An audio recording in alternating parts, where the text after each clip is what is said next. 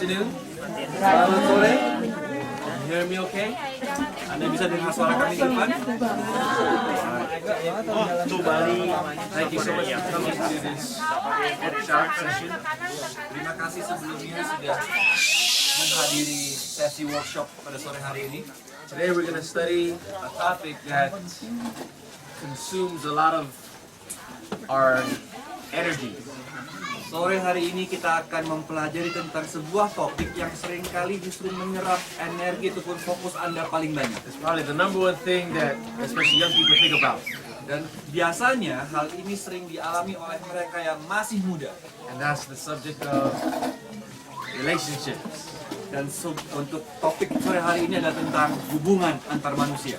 I'm just wondering, how many of you are already married? Raise your hand. Saya hanya ingin tanya, berapa di antara Anda yang sudah menikah di sore hari ini? Alright. Oke. Ada yang berapa? Unmarried? Yang belum menikah? All that are unmarried, how many of you are single? Not in a courtship relationship. Oke. Berapa di antara Anda yang belum menikah dan belum punya pasangan atau masih single? You're not dating anyone. Raise your hand. Anda tidak mengencani siapapun. Higher. Lebih tinggi lagi. You guys can look at each other. Oke. Oke. Well, there has been a lot of different books written about this subject. Ada sudah banyak buku yang ditulis tentang yang membahas tentang topik ini. I'm sure you've read some, and I've read quite a few as well. Dan mungkin Anda sudah baca beberapa dan saya pun juga sudah baca beberapa juga. But I believe that if we want to have a solid courtship and marriage, Tetapi saya percaya jika Anda menginginkan hubungan yang solid dalam sebuah pernikahan, then we need to read the book that of the one that made the institution of maka courtship and marriage. Anda harus membaca buku yang sudah dari awalnya menyusun lembaga pernikahan tersebut. It's in the realm of marriage where society has failed the most. Sebenarnya dalam suatu kelompok masyarakatlah di mana pernikahan itu sering terjadi. In the United States, they say that 50% of all marriages will end in divorce. Bahkan di Amerika Serikat, 50% dari pernikahan seringkali berakhir dengan perceraian. In fact, it's even worse. They say 5 out of 10 marriages end in divorce. That's 50%. Bahkan lebih buruknya dari 10 pernikahan, 5 bercerai. And of the 5 that stay together, 4 out of the 5 are miserable. Dan dari 5 yang masih bertahan, 4 diantaranya berada dalam hubungan yang sangat mengerikan. And only 1 out of the original 10 marriages are really happy.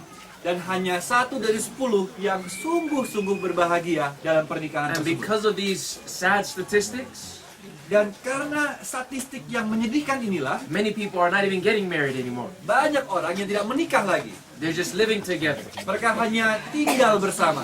And that's not God's ideal. Dan bukan itulah apa yang menjadi kehendak Tuhan. As a result, children are born into imbalanced and dysfunctional families. Akibatnya, anak-anak dilahirkan dalam sebuah hubungan yang tidak seimbang dan tidak berfungsi dengan As baik. they look at their parents, Saat mereka melihat orang tuanya, either separated entah mereka sudah berpisah or not married, ataupun belum menikah, they don't see the ideal demonstrated. mereka tidak punya gambaran yang ideal tentang hubungan yang bagaimana. So as a result, the cycle of dysfunction repeats over and over, Sehingga akibatnya lagi, anak-anak ini tumbuh dengan psikologis yang terganggu. and it just gets worse and worse and worse and worse. Dan menjadi semakin buruk, dan semakin buruk. There are 2 institutions that God gave to man in the very beginning.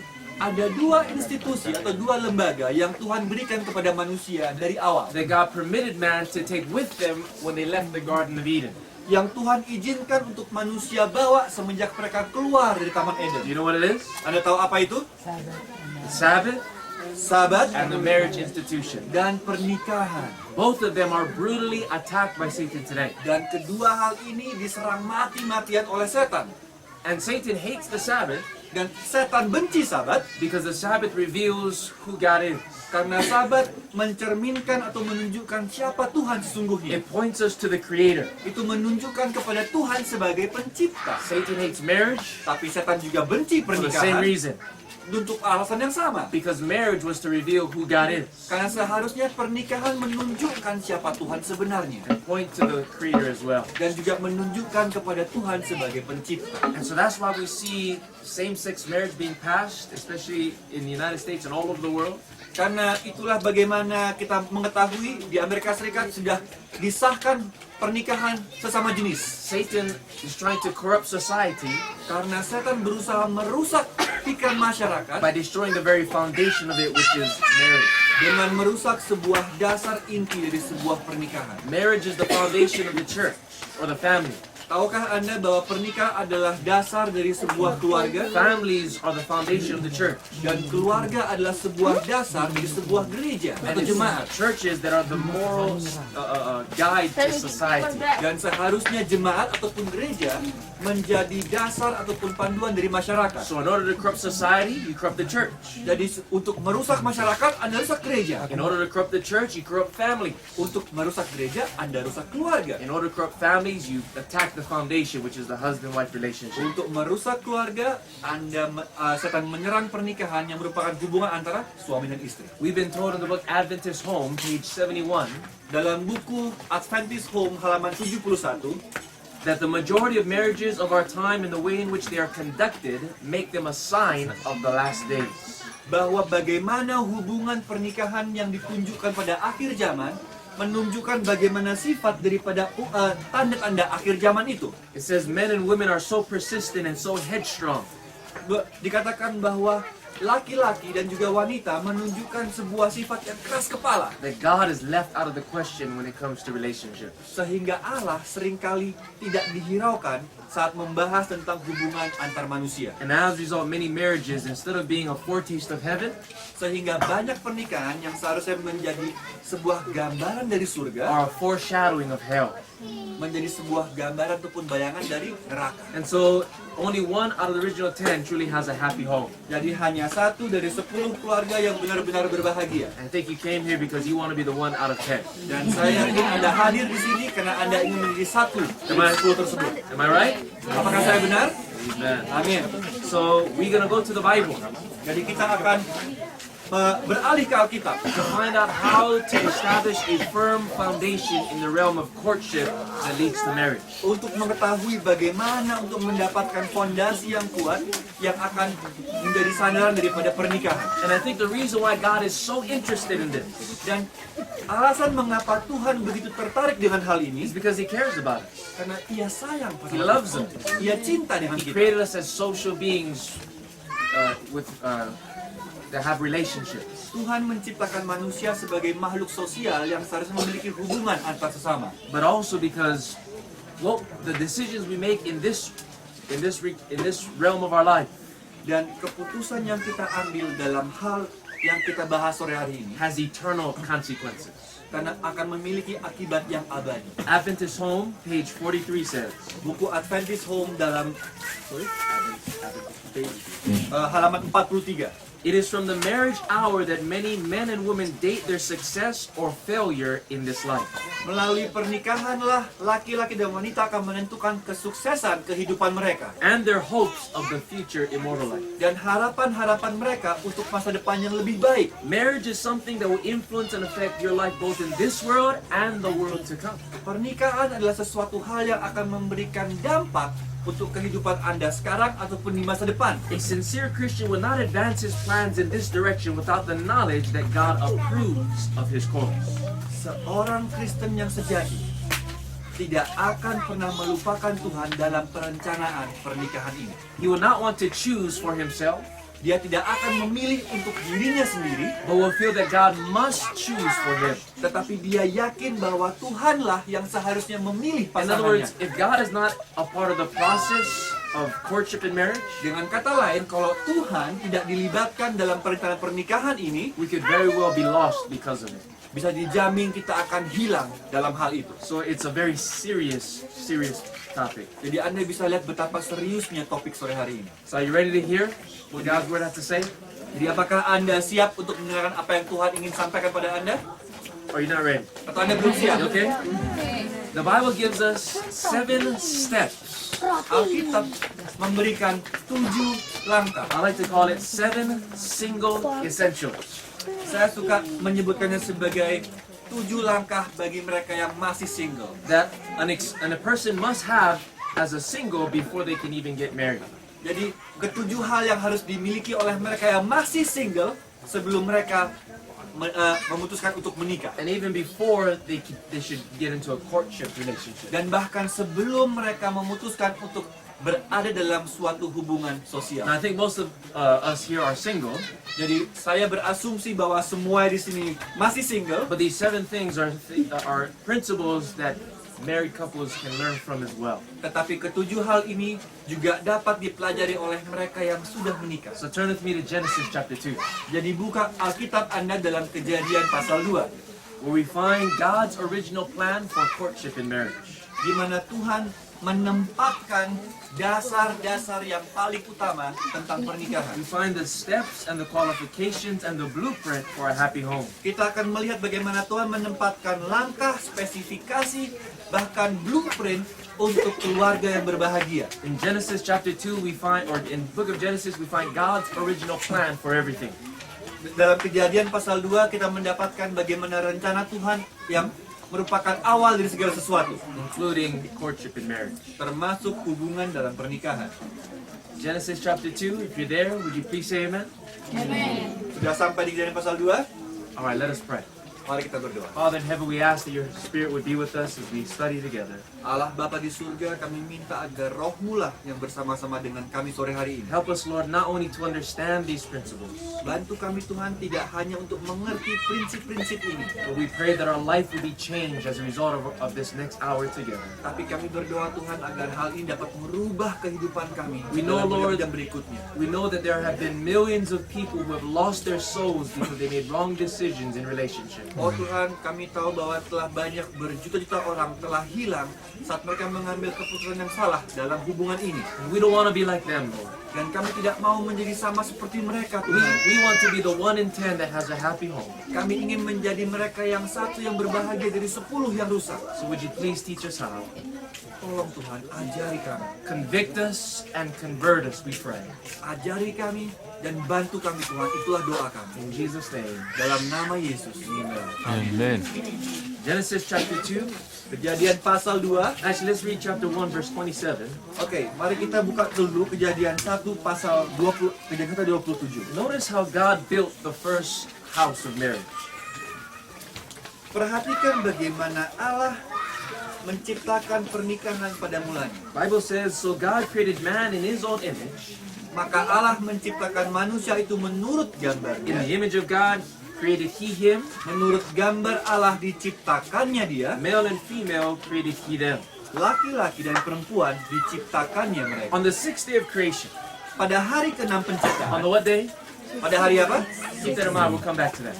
Ingat hari tersebut, kita akan kembali ke sana. God first created man in his image. Tuhan menciptakan manusia sesuai And then gambarannya. after a period of time, Dan setelah beberapa waktu I kemudian, don't know exactly how many hours, kita tidak tahu berapa jam pastinya. God then created woman from the side of man. Lalu Allah menciptakan perempuan. And he brought them together in holy matrimony. Lalu dia persatukan kedua insan ini dalam sebuah pernikahan. Now, why did God do it like that? Kira-kira mengapa Tuhan perbuatnya seperti itu? Do you think God could have created both man and woman both at the same time?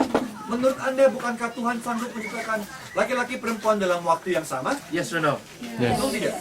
That would have been a lot faster, right? Lebih cepat kan sebenarnya seperti itu? Create Adam and Eve and finish. Lebih baik ciptakan Adam, Hawa bersamaan, selesai. But he didn't do that way. Tapi dia tidak buat Now, seperti can itu. you imagine if he did do it that way? Bayangkan seandainya Tuhan lakukan seperti They itu. both wake up Mereka berdua bangun and their sama-sama. first moments of reality, of consciousness, Pada saat mereka sadar untuk pertama kalinya, they look at each other. mereka lihat satu sama lain. What do you think they perhaps said to each other? Kira-kira apa menurut Anda yang akan mereka ucapkan satu sama lain? Who are you? Siapa kamu? Who are you? Siapa kamu? That doesn't sound very romantic, does it? Tidak terdengar romantis kan? God didn't do it that way. Tuhan tidak berbuat seperti itu.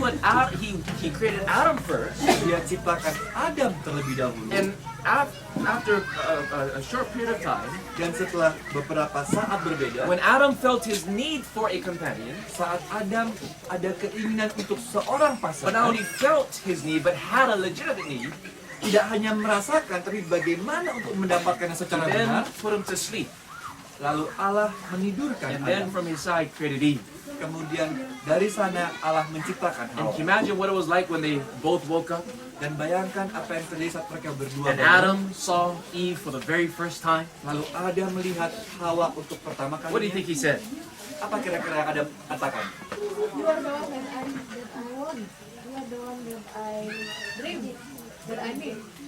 Exactly. Benar sekali. In other words, not who are you, Dengan kata lain, bukan siapa but kamu, rather, I've been waiting for you.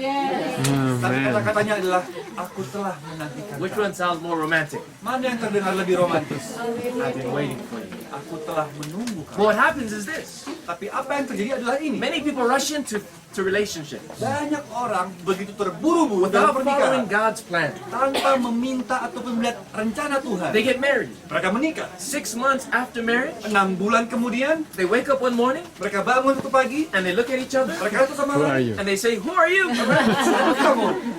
Because their relationship was not based upon truly knowing and loving that person. Karena hubungan tersebut dibangun atas dasar tidak mengetahui satu sama lain. You don't want to be like that. Anda tidak mau seperti itu. And so instead of saying, "Who are you?" Jadi gantinya mengatakan siapa we want kamu, God to prepare us kita mau Allah menyiapkan kita. so that He brings that perfect match, that person in our lives. Sehingga pada saat orang yang tepat itu dibawa oleh Tuhan ke kita, We can say, "I've been waiting for you." kita bisa bilang, aku telah menunggu kamu. Sound good? Mendengar enak?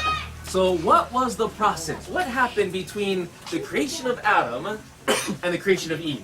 Lalu bagaimana prosesnya? Apa yang sebenarnya terjadi antara penciptaan Adam dan penciptaan Hawa? That prepared Adam Yang mempersiapkan Adam for that relationship. untuk hubungan itu. Genesis chapter 2, Kejadian pasal 2, beginning with verse 15, ayat yang ke-15, we find 7 single essentials. kita temukan 7 intisari untuk mereka yang single, And even though yang this had, mencari pasangan. even though this had to do with Adam, Saya tahu bahwa ini berhubungan dengan Adam, it applies to the ladies as well. tapi juga dapat digunakan untuk mereka yang perempuan. So when we talk about man, Jadi kalau kita bicara tentang laki-laki, we're using it in the generic sense, referring to mankind, which is man and woman.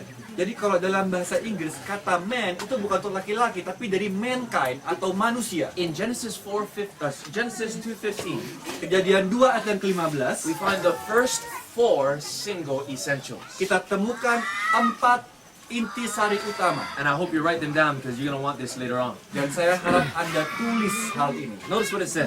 Perhatikan apa yang dikatakan. And the Lord God took the man.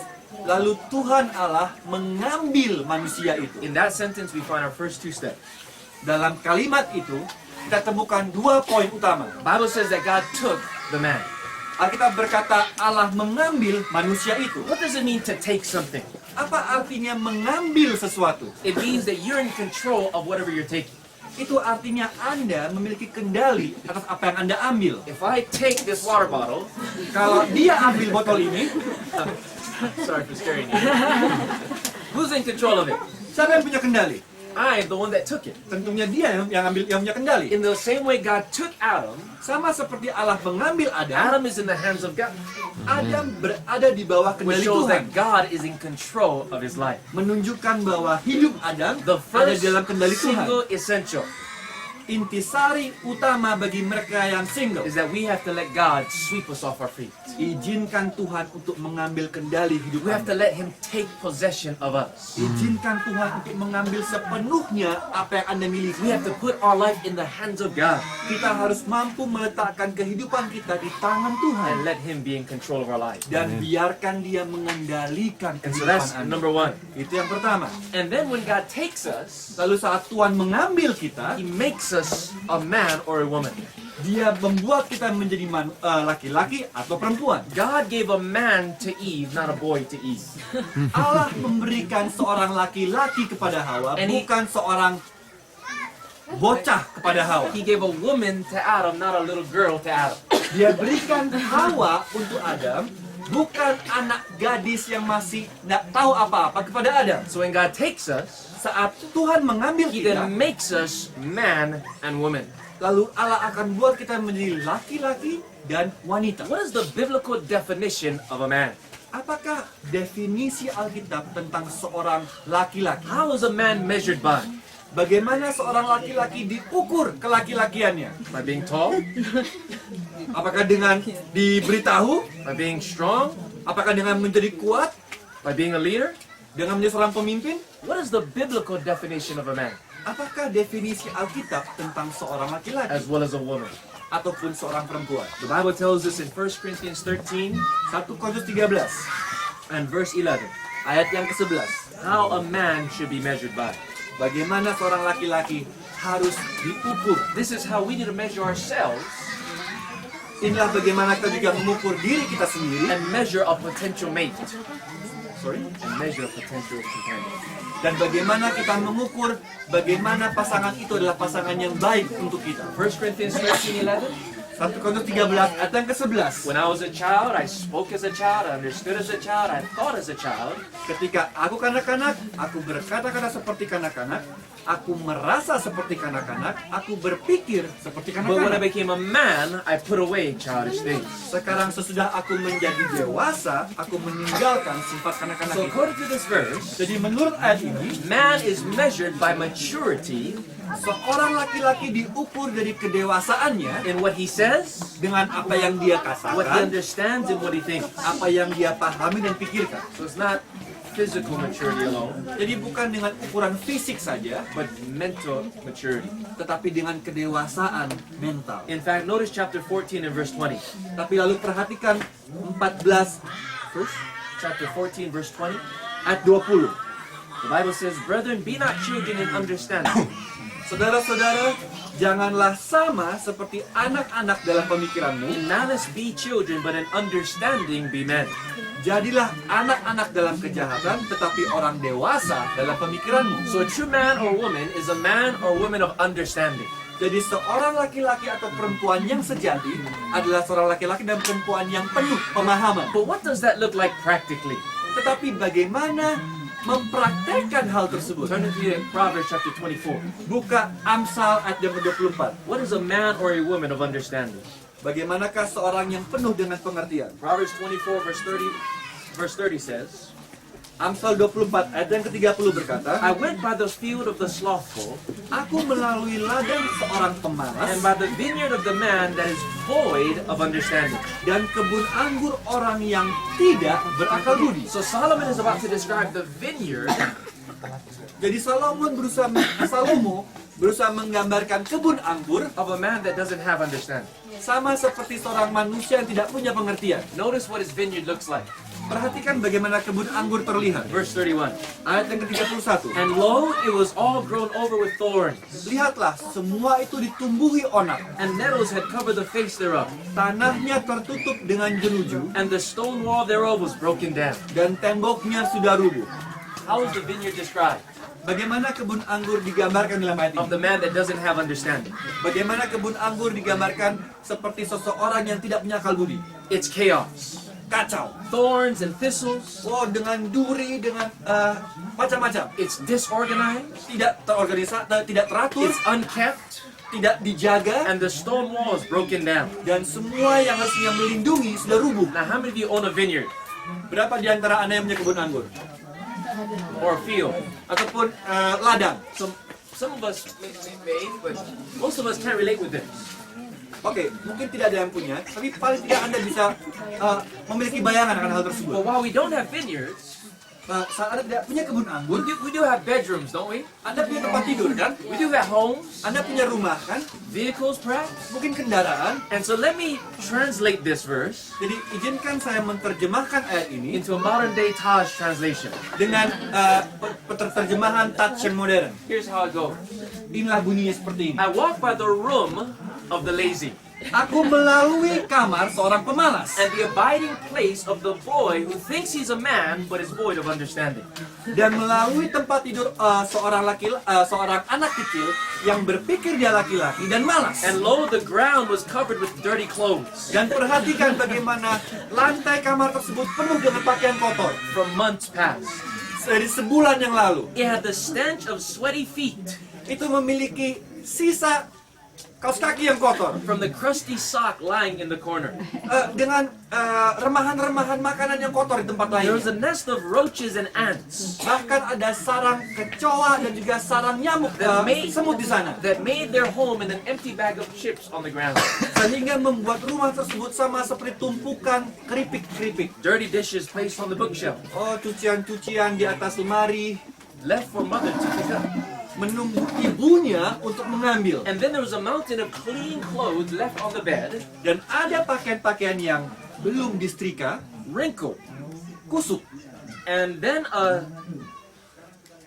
his desk was covered with papers of school assignments left undone. Dan sama seperti meja belajarnya penuh dengan kertas-kertas ujian ataupun PR yang belum terselesaikan. And in the midst of all this mess Dan di antara semua kekacauan ini was the boy who longed for a wife, adalah seorang anak kecil yang ingin untuk memiliki istri, but was not able to manage and control his own life. tapi tidak mampu untuk mengendalikan kehidupannya sendiri. Have you ever seen a room like that? Pernah lihat kamar seperti itu? That's not the person you want. Itu bukanlah kamar ataupun laki-laki yang Anda mau. And that's not the person you want to be. Dan akhirnya Anda tidak mau menjadi orang yang seperti itu. So the man of understanding, Jadi seseorang yang memiliki pengertian, number one, nomor satu, is physically stable.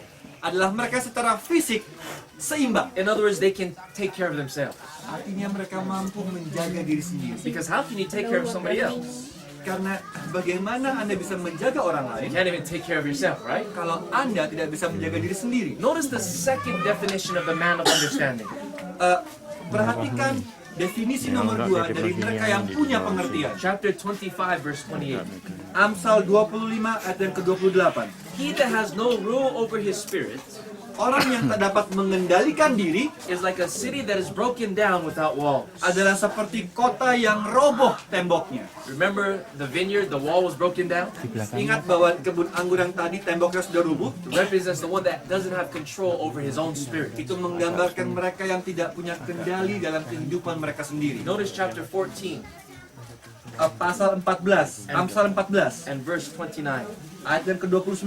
He that is slow to wrath is of great understanding, Orang yang sabar besar pengertiannya, but he that is hasty of spirit exalts folly or foolishness. tetapi siapa cepat marah membesarkan kebodohan. So the second definition of a man of understanding Jadi definisi kedua dari mereka yang punya pengertian, is that they can control their own spirit and emotions. mereka bisa mengendalikan jiwa dan juga emosi They are mereka. not ruled by feelings and emotions. Mereka bukan diatur oleh emosi They mereka. are emotionally stable. Mereka stabil secara emosional. And remember, we're talking about mankind, which is man and woman together. Dan ingat, kita berbicara bukan tentang laki-laki saja, tapi tentang manusia, laki-laki dan perempuan. In other words, they're not so self-centered. Dengan kata lain, mereka bukanlah orang yang mementingkan diri They're not sendiri. concerned about what other people think about them. Mereka bukanlah orang-orang yang peduli tentang apa yang orang lain pikirkan tentang They mereka. have emotional stability. Mereka punya kestabilan The emosional. third definition of a man of understanding Definisi ketiga untuk orang yang punya pengertian is found in 1 Kings chapter 2. dari 1 Raja-Raja 2, Please turn there with me. 1 Kings chapter 2 1 Raja-Raja 2 and verses 1 to 3. ayat 1 sampai 3. Here David says to his son Solomon, Inilah kata-kata Daud kepada Salomo anaknya. 1 Kings chapter 2 verse 2. 1 Raja-Raja 1 ayat 2 ayat 2. I go the way of all the earth, be thou strong and show yourself a man. Aku ini akan menempuh jalan segala yang fana, maka kuatkanlah hatimu dan berlakulah seperti laki-laki. David said to Solomon, Solomon, be a man. Daud berkata kepada Salomo, Salomo, jadilah laki-laki. But what is that? Verse 3. Apa artinya itu? Ayat yang ketiga. And keep the charge of the Lord your God. Lakukanlah kewajibanmu dengan setia terhadap Tuhan, Walk in all of his ways. dengan hidup menurut jalan yang ditunjukkannya, To keep his statutes, commandments, judgments, and testimonies, dengan tetap mengikuti ketetapan, perintah, peraturan, dan ketentuannya, as is written in the law of Moses, seperti yang tertulis dalam hukum Musa, that you may prosper in all that you do and wherever you turn yourself. supaya engkau beruntung dalam segala yang kau lakukan dan dalam segala yang kau tuju. So according to this passage, Jadi menurut ayat ini, a true man is one that follows God. Laki-laki yang sejati adalah laki-laki yang menurut kehendak Tuhan. Spiritual stability. Kestabilan secara So, spiritual. 3 definitions of a true man or woman of understanding. Definisi yang ketiga dari orang-orang yang penuh dengan pengertian dan pemahaman. Please remind me without looking at your notes. Tolong ingatkan saya tanpa mencontek. Number 1, Yang pertama, physical stability. stabil secara fisik. Number 2, Nomor dua, mental and emotional stability. stabil secara emosional dan mental. And number 3, Dan nomor tiga, spiritual stability. spiritual ataupun stabil secara spiritual. You have to make sure that you have a solid walk with the Lord.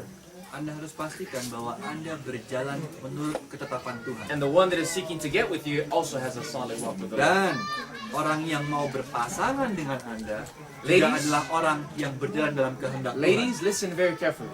Para perempuan perhatikan hal ini. If the man does not care about your soul, Jika ada laki-laki yang tidak peduli dengan jiwa Anda, then he is not your soulmate. maka dia bukanlah seorang pasangan hidup Anda. So spiritual stability is so very important. Jadi kestabilan secara spiritual adalah sangat penting. And same thing with us brothers as well. Dan sama juga seperti Anda laki-laki. So step number 1, Jadi langkah pertama, God takes us. Tuhan mengambil kita. He is in control of our lives. Dia memiliki kendali dalam kehidupan And when he kita. takes us, Dan saat dia ambil he kita, makes us men and women of understanding. dia jadikan kita laki-laki dan perempuan yang penuh How pengertian. many want to say, Lord, help me to be a man or woman of understanding? Berapa di antara Anda yang meminta tolong sama Tuhan Now, untuk the- menjadikan laki-laki dan perempuan yang The penuh third pengertian? and fourth step is more practical. Oke, 3 dan 4. Langkah 3 dan 4 lebih mudah lagi, Let's lebih go back to praktikal. Genesis chapter 2, Kembali ke Kejadian pasal 2, verse 15. ayat yang ke-15. The Lord God took the man Tuhan Allah mengambil manusia itu and put him in the Garden of Eden to dress it and to keep it. dan menempatkannya dalam Taman Eden untuk mengusahakan dan memelihara taman itu. Here God put man in his own abiding place. Oke, jadi disinilah Tuhan mengambil manusia dan menempatkannya dalam sebuah tempat yang dia pilih. He has his own space or his own place to live. Jadi Tuhan menempatkan manusia dalam sebuah lingkungan di mana dia bisa hidup. That's the third thing. Itu adalah hal yang ketiga. Before we can get married, Kalau Anda mau menikah, we have to have our own place. Anda harus punya tempat sendiri. Now, you may not have to have your own house, Bukan berarti Anda punya rumah sendiri, but you have to have your own private space tapi pastikan Anda punya tempat yang private. because you're starting a home of your own. Karena Anda sedang berusaha untuk membuat rumah Anda So sendiri. God placed man in the garden. Jadi Tuhan mengambil manusia tempatkan dalam taman, He could dress it and keep it. sehingga orang tersebut, manusia itu bisa mengusahakannya. God gives the man his life calling or his life work. Tuhan memberikan manusia pekerjaan. Adam was called to be a gardener. Ada dipanggil Tuhan untuk menjadi seorang pengkebun. And so that's the fourth single essential. Itu adalah bagian keempat daripada intisari kita. He knows exactly what he's supposed to do in life. Dia tahu dengan pasti apa yang harus dia buat dalam kehidupannya. Before you can enter into courtship or marriage, Sebelum Anda masuk ke dalam sebuah you pernikahan, first should know what God wants you to do in your life.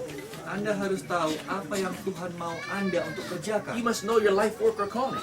Anda harus tahu panggilan pekerjaan Anda. Because how are you going to know what type of help needs that you need Bagaimana Anda bisa tahu pertolongan seperti apa yang if dibutuhkan you don't know what type of work you're going to be doing? kalau Anda tidak tahu pekerjaan apa yang Anda lakukan? If God calls you to work that requires for you to travel, Kalau Tuhan memanggil Anda untuk bekerja yang membutuhkan perjalanan but you banyak, don't know that, tapi Anda tidak tahu hal you itu, get involved in a relationship lalu Anda masuk dalam sebuah hubungan with someone that hates traveling, dengan seseorang yang benci traveling, and then you get married. lalu Anda menikah, And then after that, you find out, wow, my life work is to travel. lalu Anda berpikir kehidupan pekerjaan saya adalah untuk travel. And your spouse doesn't like that. Saya pasangan Anda tidak menyukainya. You have problems in your home. Anda punya masalah dalam rumah Anda. So in order to know what type of help meet you need, Jadi untuk mengetahui pekerjaan apa yang dibutuhkan, you first must know your life work and life calling. Anda harus tahu panggilan kehidupan saudara. Very simple, right? Apakah ini cukup simpel? So if you don't know what you're supposed to be doing in life yet, Kalau Anda belum tahu apa yang harusnya Anda perbuat dalam hidup Anda, don't worry about relationship. jangan pikirkan tentang hubungan terlebih dahulu. Put it aside. Buang jauh-jauh dulu. And trust me, you'll save yourself a lot of heartache in life. Dan percaya dia bahwa Anda akan menyimpan ataupun menyelamatkan diri Anda dari banyak masalah. Now this might be hard for some of us single people to swallow. Mungkin ini agak berat untuk Anda yang masih single untuk menerimanya. Because God sees that naturally we are made for companionship. Karena secara alami Tuhan menciptakan kita untuk memiliki hubungan. But I want you to know that Adam, Tapi saya ingin Anda tahu bahwa Adam, he was content as a single man.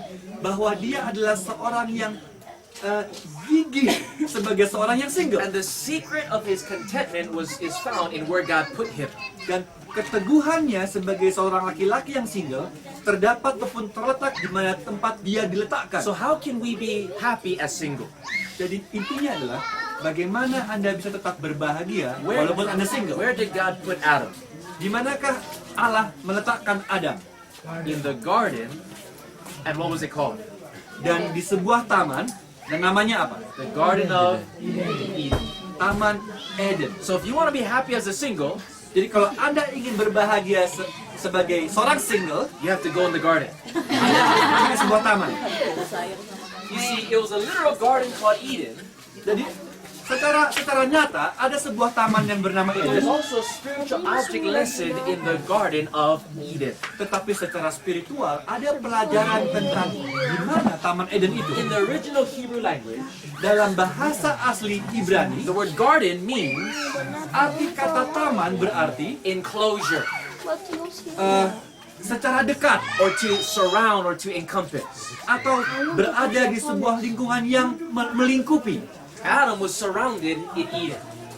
Adam berada di sebuah tempat yang melingkupi ataupun melindungi dia. Does anyone know what the word Eden means? Apakah ada yang tahu arti kata Eden? The word, one person. Anyone else knows Eden? What does Eden mean? Ada yang tahu apa arti Eden? It literally means pleasure. Arti harafiahnya adalah kesenangan. There was a literal garden called Eden, Ada sebuah taman yang bernama but Eden, in a very real way, Adam as a single was surrounded and enclosed in the pleasure of God. tetapi secara spiritual Adam di Taman Eden adalah sama seperti Adam berada dalam lingkungan kesenangan dari He Tuhan. was able to experience true holy pleasure. Dia mampu merasakan sebuah kesucian, sebuah kesenangan yang suci dari By Tuhan himself, dengan dirinya sendiri, as a single person, single.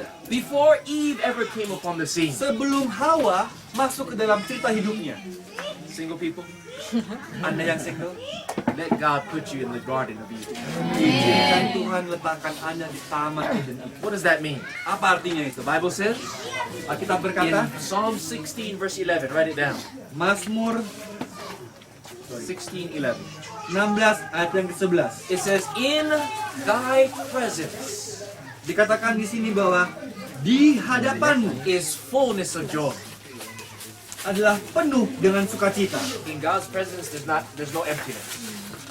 Di hadapan Tuhan tidak ada itu kesepian. There is no sorrow in God's presence. Tidak ada kesusahan. Only fullness of joy. Hanya penuh dengan And kebahagiaan. at thy right hand there are pleasures forevermore. Di tangan kanan Tuhan ada nikmat senantiasa. So how do we dwell in the Garden of Eden? Jadi bagaimana caranya supaya Anda adalah Taman Eden? By abiding in the presence of Jesus. Dengan selalu berada di hadapan Yesus. By our companionship with Jesus. Dengan hubungan yang dekat dengan Yesus. And when we experience this, Dan saat Anda alami hal itu, Colossians 2:10 tells us Kolose 2 ayat 10 berkata, that in Christ dan di dalam Tuhan we are complete. kita sempurna. Even if you're not married. Walaupun Anda belum menikah. Even if you're married and don't have children. Walaupun Anda menikah dan belum punya anak. Even if you are beautiful Walaupun Anda cantik or not so beautiful. ataupun tidak begitu cantik, You're young or you're old. ataupun Anda muda dan tua, Whatever situation you are in life. situasi apapun yang Anda hadapi dalam hidup ini, Rich or poor. kaya dan miskin, Employed or not employed. ada pekerjaan atau tidak ada With pekerjaan, Jesus, dengan Yesus you are complete. Anda sempurna. There's nothing lacking. Tidak ada yang kurang dalam hal itu. And that's what God wants us to experience first. Itulah yang Tuhan inginkan Anda untuk alami terlebih dahulu. Before He can trust us with a perfect companion. Sebelum Dia bisa percayakan Anda dengan pasangan yang sempurna. Because what happens is this. Karena yang terjadi adalah ini. If God was to give us the perfect person, Kalau Tuhan mau memberikan pasangan yang sempurna, before we learn the lesson of contentment in singleness, sebelum kita belajar menjadi teguh dalam kesinggelan kita, we will end up putting that person ahead of God. kita akan bertanggung jawab membuat pasangan itu menjadi jauh daripada Tuhan. God knows that. Tuhan tahu itu. That's why He will never bring someone to us Itulah sebabnya Tuhan tidak akan membawa seorang sama until we kita first learn this important lesson. sampai kita belajar dan mengerti arti penting ini. And when we learn the lesson, Dan setelah kita belajar, it's then that He can trust us di saat itulah Allah bisa mempercayakan pada with someone kita that is just right for you. dengan seseorang yang sempurna dan cocok untuk The Anda. Bible says in Psalms 37, verse 4 and 5, Mazmur 37 ayat 4 dan 5. delight yourself in the Lord, Bergembiralah karena Tuhan, and He will give you the desires of your heart. maka Ia akan memberikan kepadamu apa yang diinginkan We were all hatimu. made with a desire for companionship. Kita semua menginginkan sebuah hubungan, But before that desire can be fulfilled, tapi sebelum keinginan tersebut dapat terpenuhi, we must delight in God. kita harus bergembira karena Tuhan. So, if we're discontent, Kalau kita tidak teguh, tidak yakin what we're really saying to God, apa yang kita ucapkan sama Tuhan I'm saying, God, you're not enough. adalah seolah-olah Tuhan, Engkau sendiri tidak cukup untukku. But Jesus is enough. Amen? Tapi bukankah Yesus sendiri adalah cukup buat kita? Amen, single people? Amen. And so Adam learns contentment as a single. Jadi Adam belajar untuk menjadi benar dan teguh sebagai orang yang single. Notice what God does next. Lalu perhatikan apa yang Tuhan perbuat kepada Adam berikutnya. Verse 16 and 17. Kejadian 2 ayat 16. The Lord God commanded the man, saying, Lalu Tuhan Allah memberi perintah ini kepada manusia berkata, of every tree of the garden you may freely eat, semua pohon dalam taman ini boleh kau makan buahnya dengan but of the bebas, tree of the knowledge of good and evil you shall not eat of it. tetapi pohon pengetahuan tentang yang baik dan yang jahat itu janganlah kau makan buahnya. For in the day that you do, you shall surely die. Sebab pada hari engkau memakannya, pastilah engkau So mati. the fifth thing that God did Jadi hal yang kelima yang Tuhan is He buat, gave a command to man. jadi dia berikan perintah kepada manusia. He restricted the tree of knowledge of good and evil. Dia berikan larangan tentang memakan pohon buah yang baik dan You jahat see, itu. God had given man dominion over the whole world. Jadi Anda lihat bahwa Allah memberikan manusia kekuasaan di seluruh dunia. Everything was under His authority, Semuanya ada dalam kendali manusia. except for the tree of knowledge of good and Hanya evil. satu yang tidak, yaitu pohon yang baik dan yang jahat. And so what God is doing here to man Jadi apa yang sebenarnya Tuhan perbuat pada is manusia? teaching man the lesson of submission and self-control. Allah berusaha mengajarkan pada manusia tentang pengendalian diri. That's the fifth single essential. Itu adalah hal kelima yang penting untuk mereka yang single. Write it down. Pastikan Anda tulis ini. Before we can get married, Sebelum Anda menikah, before we can enter into a courtship relationship, sebelum Anda masuk dalam sebuah we hubungan, must master the lesson of submission to God and self-control. Anda harus menguasai ilmu bagaimana mengendalikan diri sendiri dan menyerahkan kendali Anda pada Tuhan. Because marriage relationship Karena hubungan pernikahan requires a lot of submission. membutuhkan banyak penyerahan pada Tuhan. Not just to God, Tidak hanya pada Tuhan, but submission to your spouse. tapi juga penyerahan kepada pasangan Anda. Not just wives submitting to husband, Tidak hanya istri kepada suami, but submitting yourselves one towards another. tapi begitu juga sebaliknya. Esteeming the other better than yourself. Bahkan menganggap yang satu itu lebih tinggi daripada yang If you lain. don't know how to submit, Kalau Anda tidak tahu bagaimana menyerahkan, there's going to be war in the household. akan ada perang dalam keluarga Anda. And so very important lesson, that's number 5. Sehingga sangat penting hal ini. Itu adalah hal yang kelima. And then after this, notice what God said. Setelah itu perhatikan apa yang Tuhan bilang. Verse 18. Ayat yang ke-18. And the Lord God said, Dan Tuhan Allah berfirman, it is not good. tidak baik. You see, up to this point, God said everything was good. Jadi Anda lihat bahwa semuanya hingga saat ini adalah semuanya baik adanya. When He created the light, He said, it is good. Saat dia buat pisahkan cahaya, dia katakan itu baik. He created the flowers, it is good. Dia buat bunga, dia katakan itu He baik. created man Dia buat manusia, and woman, it is very good. dia buat wanita, dia bilang semuanya baik. But in this passage, God said, it is not good. Tapi dalam ayat ini Tuhan berkata, ini tidak baik. What is not good? Apa yang tidak baik? That man should be alone. Kalau manusia harus sendiri. I will make a help meet for him. Aku akan memberikan penolong baginya. How many of you are happy that God said that? Berapa di antara Anda yang bahagia membaca ayat ini? It is not good for us to be by ourselves, Adalah tidak baik untuk kita untuk sendiri, bukan? man or woman. Laki-laki ataupun perempuan. So God saw that man needed help. Jadi Allah melihat bahwa manusia membutuhkan penolong. So God pronounced man ready for a helper. Jadi Allah mengatakan bahwa manusia, engkau sudah siap untuk menerima seorang penolong. Never forget, Jangan lupa, we're not the ones that determine if we're ready or not. bukan kita yang mengatakan bahwa kita siap atau We tidak. cannot say, God, okay, I'm ready. Kita tidak bisa mengatakan sama Tuhan, Tuhan saya siap sekarang. God is the one that will say if we're ready or not. Tuhanlah yang mengatakan apakah saudara siap atau tidak. And He is the one that will make the love connection. Dan dialah yang akan membuat hubungan kasih itu. So we must let Him choose Jadi kita biarkan dia memilih and make the help meet for us. dan menjadikan penolong yang baik untuk kita. Because if we choose, we're going to choose the wrong one. Karena kalau kita yang memilih, kita akan pilih orang yang salah. Can you imagine Bayangkan hal ini. if Adam would have chosen? Kalau Adam boleh memilih, What would he have chosen? apakah yang akan dia pilih? A lion? Ayam, singa, Or maybe a monkey? atau mungkin A gorilla? atau gorila? It would have been the wrong one. Pastinya adalah pilihan yang salah. And so why settle for anything less when we can have the best? Kenapa Anda mencari sesuatu yang tidak sempurna, pada Anda bisa mendapatkan yang sempurna? God pronounces man ready. Allah menyatakan bahwa manusia But telah man siap. himself doesn't recognize that he's ready. Tetapi hal ini, perhatikan hal ini. Manusia sendiri tidak sadar bahwa dia sudah siap. Until the sixth thing takes place. Sampai hal yang keenam muncul. Notice verse 19. Perhatikan ayat yang ke-19. And out of the ground the Lord God formed every beast of the field and every fowl of the air, and brought them to Adam to see what he would call them. Lalu Tuhan Allah membentuk dari tanah segala binatang hutan dan segala burung di udara. Dibawanyalah semuanya itu kepada manusia untuk melihat bagaimana ia akan menamainya. Verse 20, Adam gave names to the cattle, to the fowl of the air, and to every beast of the field. Ayat 20, manusia itu memberi nama kepada segala ternak, kepada burung-burung di udara, dan kepada segala binatang di hutan. But for Adam there was not found an helpmeet for him. Tetapi baginya sendiri, ia tidak menjumpai penolong yang sepadan The dengan dia. sixth thing that Adam experiences, Hal yang keenam yang Adam alami adalah he begins his life work. dia mulai bekerja dalam He hidupnya. begins to name the animals. Dia mulai menamai masing-masing binatang. He looks at the cow, Dia lihat seekor sapi, he says, that's a cow. dia namakan sapi. Looks at the bear, Dia lihat beruang, that looks like a bear. seperti itu adalah beruang. Names all the birds and animals and creatures. Dia namai semua hewan yang dia temui. And as Adam does this life work, he's Setelah, noticing something. setelah Adam melakukan pekerjaan hidupnya, baru dia menyadari sesuatu. What is he noticing about the animals? Apa yang dia sadari? They're all coming in pairs.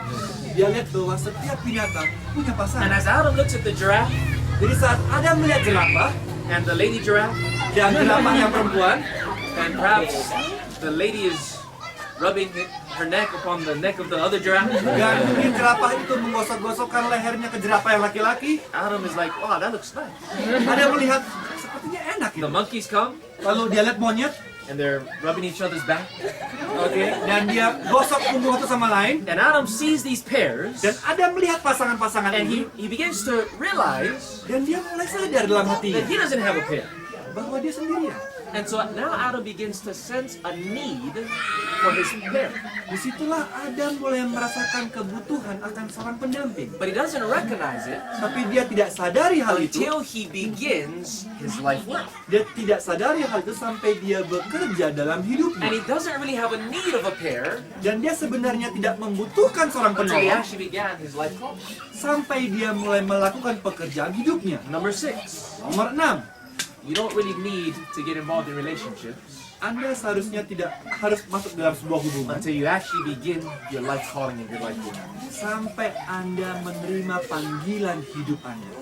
In the formative period of your life, Dalam suatu kurun waktu dalam hidup Anda, when you're still preparing for your life work, saat Anda masih menyiapkan pekerjaan Anda, you don't have a legitimate need for companionship. Anda seharusnya tidak punya suatu kebutuhan untuk memiliki seorang As penolong. far as the intimacy of courtship that leads to marriage.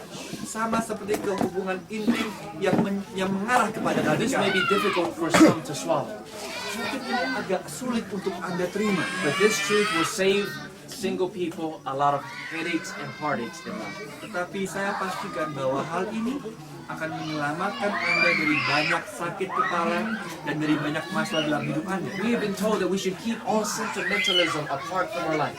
Itu telah dinasehati bahwa kita harus mengesampingkan, buang jauh-jauh hal-hal sentimental dalam kehidupan kita. Especially when we're not yet doing our life work and we're still preparing for it.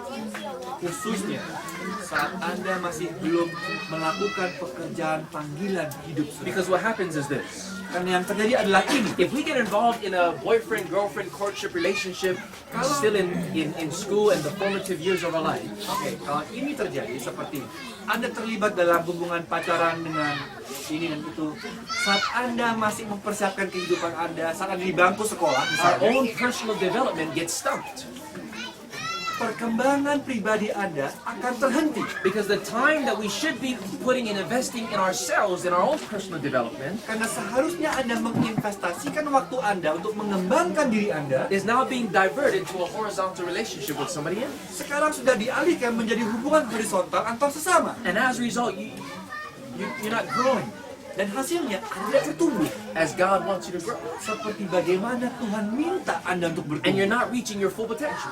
Dan Anda tidak mencapai potensial Anda yang setinggi-tingginya. And if this continues on, Kalau ini berlanjut by the terus, time you come of an age where it's appropriate to get married, pada saat Anda mencapai umur di mana Anda harusnya sudah layak untuk you are menikah, not giving the best you to the person you're going to link your life with. yang terjadi adalah Anda tidak memberikan diri yang terbaik kepada pasangan You're yang Anda not cintai. giving a fully developed person to your spouse. Anda tidak memberikan diri Anda yang sudah berkembang secara matang kepada pasangan Anda. And so in the formative years of our life, Dalam suatu kurun waktu kehidupan Anda, when we're still in school and not yet doing our life calling, saat Anda masih di sekolah dan belum bekerja, the best thing to do hal terbaik yang dilakukan adalah is kiss dating goodbye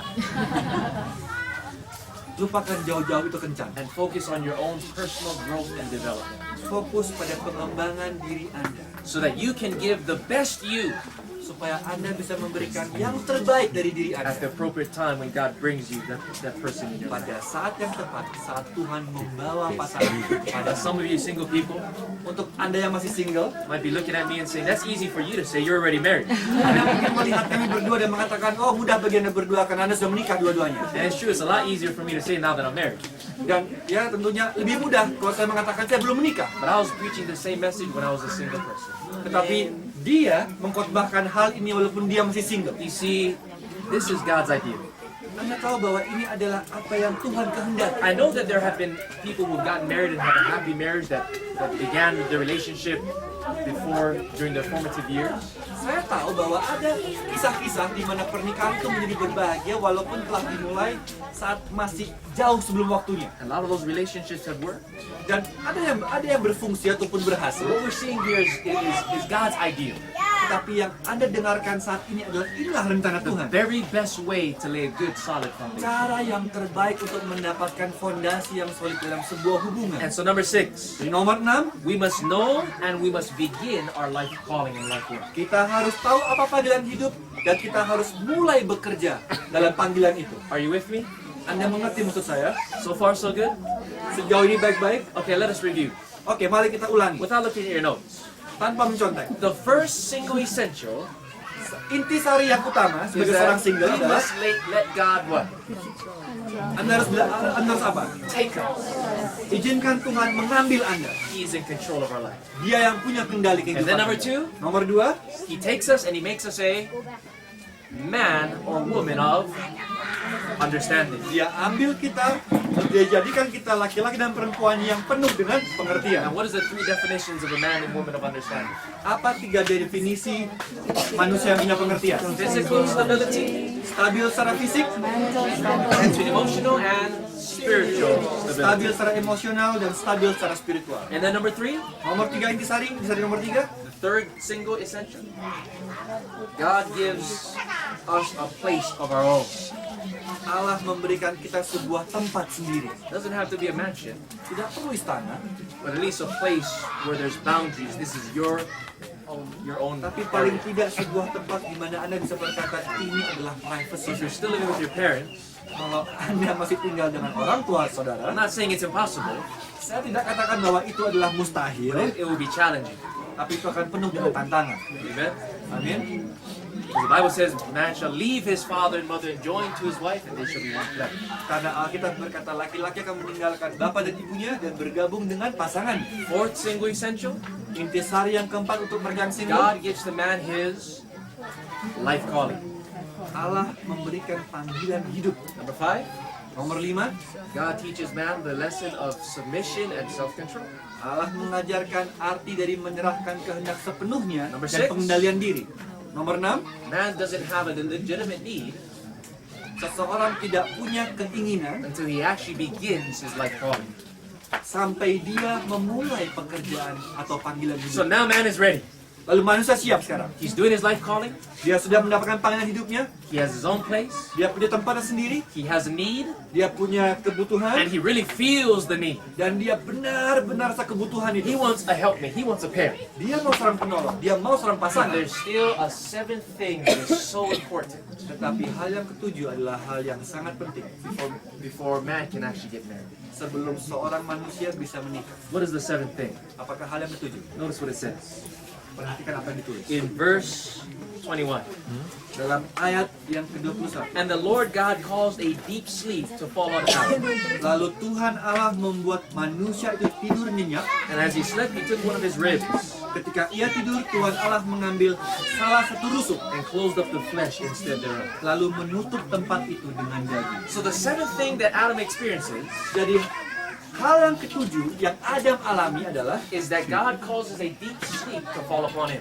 jadi Allah menyebabkan Adam untuk tidur nyenyak. This was so important Ini adalah penting because Adam, he was anxious karena Adam dia sungguh-sungguh ingin waktu and he itu was ready. God said he was ready. dan dia siap.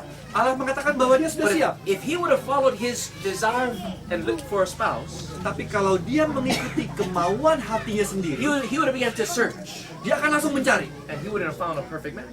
dan dia tidak akan menemukan pasangan yang sempurna. Maybe he got together with the lion Mungkin dia akan dengan singa or the monkey. atau monyet. But this is what happens. Tapi itu akan terjadi. People may be ready and have all the 6 characteristics, Orang mungkin siap dan sudah memiliki keenam intisari tadi. and they'll search for somebody. Dan mereka akan langsung cari They seseorang. might pick a monkey. Mereka akan pilih monyet. Down the road, they realize why, their wife is always monkeying around. Di tengah-tengah jalan mungkin mereka melihat, oh itu ada monyet, yang ambil aja. So instead of following desire, Gantinya mengikuti kemauan hati. when you want to get married so bad, Kalau Anda ingin sungguh-sungguh ingin menikah, what you need to do yang harus Anda lakukan adalah is you need to go to sleep. What does sleep represent in the Bible? apa yang Alkitab ucapkan tentang tidur. Represents death, right? Menggambarkan tidur. That's step number 7. Kematian bukan? Step number 7. Itu adalah step yang You kedua. may have everything that makes you ready, Anda mungkin sudah punya semuanya siap, but don't follow your desire. tapi jangan ikuti kemauan hati. Put it to death Buat kemauan hati itu nafsu itu mati. and rest and trust God with that. Istirahatlah dan percayakan Tuhan untuk bekerja. And it's impossible for us to fall asleep. Karena sangat tidak mungkin untuk kita tertidur dengan benar. We are so anxious to get married. Oh, saat kita benar-benar ingin segera In menikah, fact, we cannot fall asleep. bahkan kita mungkin tidak tidur sama sekali. We have spiritual insomnia. Kita punya insomnia secara spiritual. God is the one that caused a deep sleep to come on Adam. Alkitab berkata bahwa Tuhanlah yang menyiapkan Adam untuk tertidur. So you need to pray, Lord, Jadi Anda harus berdoa, Tuhan, put me to sleep. buat aku tidur. And as Adam sleeps, Dan saat Adam tidur, God is doing the first surgery. Allah melakukan operasi pertama. He's creating the perfect match for man. Dia siapkan seorang pasangan yang sempurna As untuk we manusia. sleep and put to death our own desire, Saat Anda tidur, Anda mematikan nafsu Anda sendiri instead we're giving God permission to work it all out. dan izinkan Tuhan untuk bekerja dalam segala aspek Maybe I'll play on We're Sunday. trusting and resting in God. Kita mempercayakan dan meletakkan apa yang kita inginkan dalam We are tangan waiting Tuhan. on Him and surrendering our life to Him. Kita tunggu Dia dan menyerahkan kehidupan kita sepenuhnya padanya. And while we wait, God is at work. Saat kita menunggu, sesungguhnya Tuhan sedang bekerja. So if you want to get married, Kalau Anda mau menikah, go to sleep. tidur. Amen? Now let me give you a practical way that will help you go to sleep. Izinkan saya memberikan hal secara mudah bagaimana Anda bisa tidur. This is something I did when I was at step number 6. Inilah yang saya lakukan saat saya sedang benar-benar ingin menikah. I had all the 6 steps, Saya sudah alami ke-6 langkah I tersebut, was doing my life work, saya sudah punya panggilan hidup dan bekerja, had my own place, punya tempat saya sendiri, and I really wanted to get married. dan saya ingin menikah sekali. But I realized that I needed to go to sleep. Tapi saya sadar bahwa saya harus tidur. So what helped me go to sleep Apa yang membantu saya untuk tidur was to write adalah untuk menulis all of my feelings, semua perasaan saya, my emotions, my desires, emosi saya, keinginan saya in a heart journal. dalam sebuah diary dalam hati. I was writing it to my spouse, Saya menuliskannya untuk pasangan saya, whoever that was. siapapun dia nantinya. And I was saving it to give on my wedding night. Dan saya sudah berencana bahwa tulisan ini akan saya berikan pada malam pernikahan saya. This is nanti. what helped me deal with my desires for companionship. Inilah yang membantu saya untuk mengatasi keinginan saya untuk berhubungan. You see, what the devil does is this. Tapi apa yang setan berbuat adalah ini. When we have a desire for a relationship, Kalau kita ingin untuk memiliki hubungan, we start to get emotional with others. kita mulai secara emosional berhubungan dengan yang We're lain. looking for love horizontally. Oh, mencari cinta secara horizontal. We're looking for attention. Kita mencari And we perhatian. want to give our heart away to people. Oh, kita ingin kasih cinta kemana-mana. And if you give your heart in different relationships, Dan kalau Anda memberikan cinta Anda kemana-mana, you're peace to this person and it doesn't work out. Anda kasih cinta ke orang ini, tidak bekerja. All the words that have been expressed, Semua kata-kata cinta yang telah you terungkap, can't take it back. Anda tidak bisa ambil kembali. And you go to another relationship Lalu Anda cari pacar lain. and you become emotionally involved. Oh, dia secara emosional kembali. And that is not your husband or wife. Tapi itu bukan, dia bukan suatu pun istri saya And you go to nanti. another relationship. Anda pergi ke orang And you lain. hop here and there. And what happens when you finally meet your spouse? Anda lompat ke sana dan ke sini. Dan apa jadinya? What left do you have to give? Apa yang bisa Anda berikan kepada pasangan yang sesungguhnya You're nanti? giving Kalau them the begitu? leftovers. Kalau tidak ada lagi. And I don't really care for leftovers. Dan tidak ada yang bagus untuk hal-hal yang sisa. I like the food when it's fresh. How about you? Saya suka makanan yang masih lengkap. And so don't give the leftovers to your spouse. Jadi jangan berikan yang sisa kepada pasangan. Save everything for your spouse. Kalau bisa simpan sebanyak mungkin yang And sepenuhnya so what I untuk did pasangan Anda. so what I did, Jadi apa yang saya buat? instead of expressing the feelings I had and trying to get involved in a relationship, Gantinya saya mengekspresikan perasaan saya kepada orang banyak. I wrote it all down to my spouse, Saya menulis semuanya kepada pasangan saya, to my wife before I even knew who she was. kepada istri saya sebelum saya tahu siapa istri I would saya. write down my prayers to God. Saya tulis semua doa saya kepada Tuhan. And how I was praying for her. Didn't know who she was or where she was, but I was praying for her. Dan bagaimana saya katakan sama Tuhan, Tuhan saya tidak tahu siapa dia, di mana dia, tapi saya berdoa untuk I dia would write sekarang down the ini. struggles and temptations I had to get involved in relationships. Saya doakan pada Tuhan hal-hal apa yang mengganggu saya dan membebani saya ini. But I was letting her know I'm saving it all for you. Tetapi saya beritahu kepada pasangan saya I wrote down the apa lessons, yang saya inginkan. the lessons God was teaching me about marriage and relationships. Bahkan saya tuliskan pelajaran-pelajaran tentang pernikahan yang Tuhan ajarkan pada So saya. whenever I felt tempted to just get involved in a relationship, Sehingga setiap kali saya ada keinginan untuk berhubungan, I released myself of all those feelings to my wife. saya curahkan semua hal tersebut dalam sebuah kertas kepada istri saya. So this journal was like my heart. Jadi diary ini sama seperti isi hati And when saya. God finally brought my wife into my life, Saat akhirnya Allah membawa istri untuk on dia our wedding night, pada malam pernikahan, I gave her that journal. saya berikan jurnal tersebut. And she saw that I was saving my whole heart for her. Dan dia tahu bahwa saya sudah menyimpan hati saya untuk dia selama ini. Even before I knew that she was going to be my wife. Bahkan sebelum saya tahu dengan siapa saya akan menikah. She began to cry. Dan dia mulai menangis. It was very special. Itu adalah sangat spesial. That's what you can do as well. Itu yang dapat Anda lakukan juga. Brothers as well as sisters. Brothers dan juga sisters. Amen? Amin. You like? Anda suka hal ini? So go to sleep. Jadi tidurlah. And so now, God takes the rib from the side of man, Lalu yang terjadi berikutnya adalah Tuhan mengambil rusuk dari manusia itu. which is actually, we can add number 8. Sebenarnya kita bisa tambah nomor 8. Adam has to give something Adam harus memberikan sesuatu before he can have a wife. sebelum dia dapat mendapatkan seorang istri. God takes his rib. Allah ambil rusuknya. Now your rib rusuk Anda are for the purpose of protection, right? sebagai fungsinya adalah untuk melindungi, bukan? Protecting your organs and your heart. Untuk melindungi organ tubuh Anda, khususnya jantung And to have Anda. one less rib Dengan satu hal yang kurang, rusuk yang makes kurang, man more vulnerable. membuat manusia menjadi lemah.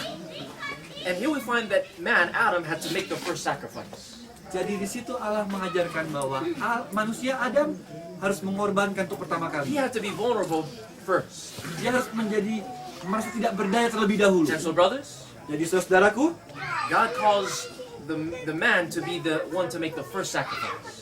Allah memanggil Anda untuk menjadi yang pertama untuk berkorban. To be the first one that is vulnerable Untuk menjadi yang pertama yang merasa bahwa Anda tidak berdaya. in initiating and pursuing a woman. Saat Anda mencari seorang wanita, God calls the woman Allah memanggil not wanita to make the first sacrifice. bukan untuk berkorban pertama kali. The woman is not to be vulnerable first. Perempuan tidak seharusnya merasa tidak The berdaya. woman must guard your heart, Perempuan harus menjaga hati Anda. and you must play hard to get. Dan Anda harus bermain sukar untuk didapatkan. Because if you give your heart so easily to someone that is pursuing you, Karena kalau Anda memberikan hati Anda dengan mudah kepada siapa yang mengejar-ngejar the Anda, man doesn't have to work for your heart. kalau seseorang tidak perlu bekerja untuk mendapatkan diri You're so Anda, willing to give it to him. dan Anda dengan sukarela memberikan diri Anda, He's not going to treat it like he should. dia tidak akan menghargai diri Anda sebagaimana mestinya. He might take it for granted. Bahkan dia akan mungkin menyia-nyiakan saudara. And so God doesn't call the woman to be the pursuer, Jadi Allah tidak membuat wanita untuk mengejar-ngejar, but to be the respondent. tapi untuk menjadi yang merespon. So man, you have to give your rib. Jadi laki-laki, berikan tusuk Anda. You have to be vulnerable Anda tidak berdaya and open yourself up to be rejected. dan bersiap-siap untuk ditolak. But as you continue to persist Tapi pada saat Anda dengan teguh mengejar and you work to win the heart of a woman, dan Anda bekerja untuk mendapatkan hati perempuan tersebut, when she finally gives it, saat pada akhirnya dia because you memberikannya, work so hard, karena dia berjuang dengan sungguh-sungguh, you're gonna treat it like gold. dia akan memperlakukan sama seperti emas. Does this make sense? Masuk akal? Is this practical? Apakah ini praktis? So man, Jadi laki-laki, you must give your bone, berikan tulang Anda. but make sure you give the right bone. Tapi pasti Anda berikan tulang yang sebenarnya. Why not the leg bone or the arm bone? Kenapa bukan tulang kaki ataupun tangan? Because the rib bone Karena tulang rusuk, is the only bone Adam can give satu-satunya tulang yang Adam dapat berikan without making him handicapped. tanpa membuat Adam menjadi cacat. And so God wants the man to make the first sacrifice, Jadi Allah menginginkan manusia untuk berbuat pengorbanan yang pertama, but don't give your backbone, tapi jangan berikan tulang punggung Anda. because you will not be able to stand and be the leader in the relationship. Karena Anda tidak akan dapat berdiri dan menjadi pemimpin dalam hubungan Anda. Otherwise, you have Mrs. Perfect Dengan kata lain, with a handicap, perempuan yang sempurna dengan laki-laki yang cacat. and a woman will walk all over you. Dan perempuan akan injak-injak Anda. So from the side of Adam, Jadi dari samping Adam, to be equal, untuk menjadi sama. not above and not beneath, Bukan lebih atas, bukan lebih bawah. under the arm of Adam, Di bawah rangkulan Adam. to be protected and embraced by man. Untuk dilindungi dan dijaga oleh laki-laki. The rib, which is near the heart of man, Rusuk dekat dengan hati laki-laki. to be loved and cherished by man. Untuk dicintai dan dihargai oleh laki-laki. Amen? Amin. Now, maybe, how much time do we have left? Berapa waktu yang kita punya? We're supposed to finish. Huh? 30 more minutes? 30 menit lagi? So at 6:15? 6:20. 6:20, okay.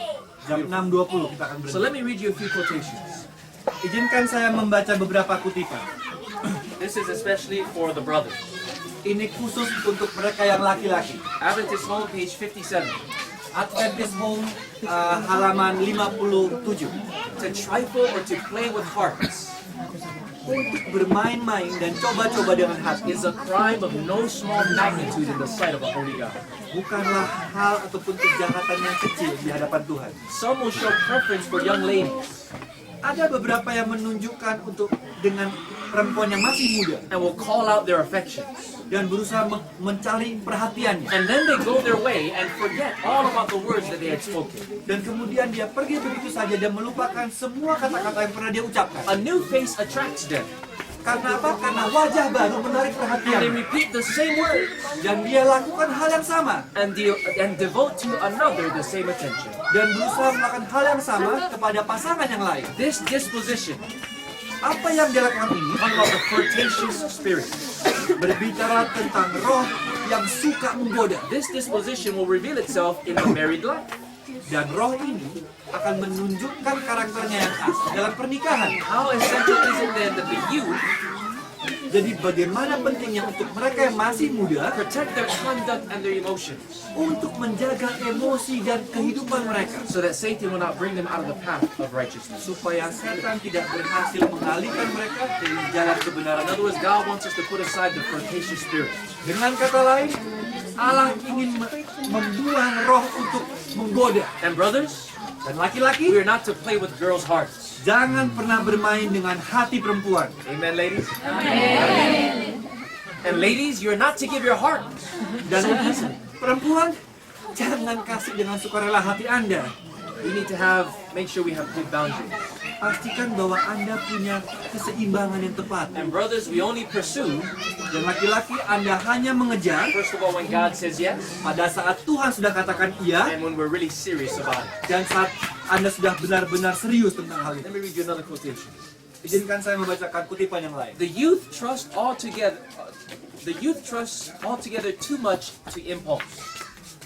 Remaja seringkali percaya dengan impuls ataupun keinginan yang sia-sia. They should not give themselves away too easily, Seharusnya mereka tidak memberikan dirinya dengan mudah nor seperti be itu, captivated ataupun ditawan by the winning exterior of the lover. dengan perasaan bahwa Anda sudah berhasil memenangkan hatinya. In other words, how handsome this guy is, Dengan kata lain, oh dia ganteng and sekali, how beautiful she looks. oh dia cantik sekali. Don't let that captivate you. Jangan izinkan hal tersebut menangkap perhatian Let the Anda. Lord help you think clearly. Izinkan Tuhan menjernihkan pikiran Anda. Courtship, as is carried on in this age, is a scheme of deception and hypocrisy. Hubungan yang dimulai pada saat usia seperti ini akan menuntun pada penipuan, With which the enemy of souls has far more to do than the Lord. dan itulah yang diperbuat oleh musuh-musuh kita. Gantinya kita melakukan apa yang Tuhan kehendaki. Let's go to the next step. Mari kita pergi ke langkah yang lebih As jauh. Adam sees his wife, Saat Adam melihat istrinya, notice what he does next. perhatikan apa yang dia perbuat berikutnya. Genesis 2 verse 23. Kejadian 2 ayat yang 23. Adam said, "This is now bone of my bone and flesh of my flesh. Lalu berkatalah Adam, inilah dia tulang dari tulangku dan daging dari dagingku. She shall be called woman because she was taken out of man." Ia akan dinamai perempuan sebab dia diambil dari laki-laki. So we find Adam giving the woman her name. Jadi kita lihat bahwa Adamlah yang memberikan nama kepada perempuan. Adam called her bone of my bone, Adam mengatakan bahwa dia adalah tulangku, flesh of my flesh. daging dari dagingku. The lesson we learn from that Semakin kita belajar tentang hal is itu, that woman was made from the same bone of man. bahwa perempuan dibuat dengan tulang yang sama dari They laki-laki. have the same flesh.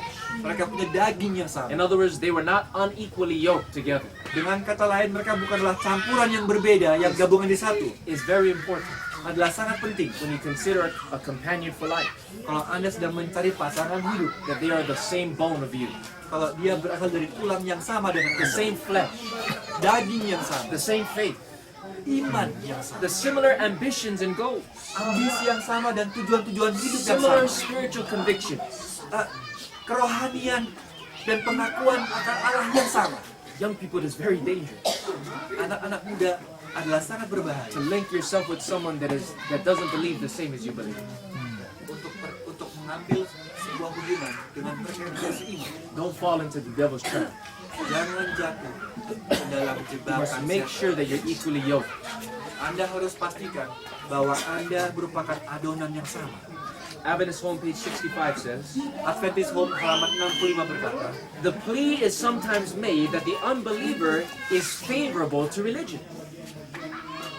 yang terjadi seringkali adalah mereka yang tidak percaya seolah-olah lebih baik dari mereka yang percaya. And that is all that could be desired in a companion except for one thing. Dan mereka bisa saja menjadi pasangan yang sempurna kecuali untuk satu hal. He is not a Christian. Dia bukanlah seorang Kristen. Although the better judgment of the believer may suggest against this union with an unbeliever, Dan mungkin kebanyakan orang akan menganjurkan untuk meneruskan hubungan ini, Yet in 9 out of 10 cases, tetapi 9 dari 10 kasus their own inclination and emotions triumphs over the reason. seringkali pikiran pribadi dan kehendak pribadi lebih memenangkan daripada yang baik. Spiritual declension commences the moment the vow is made at the altar.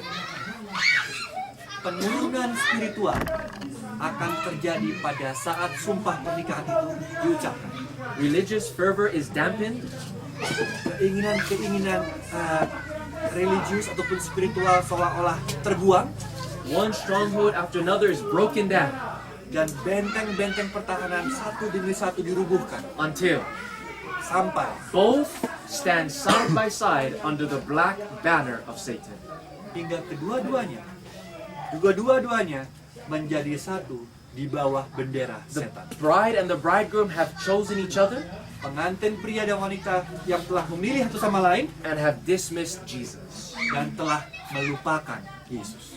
Don't fall into that trap.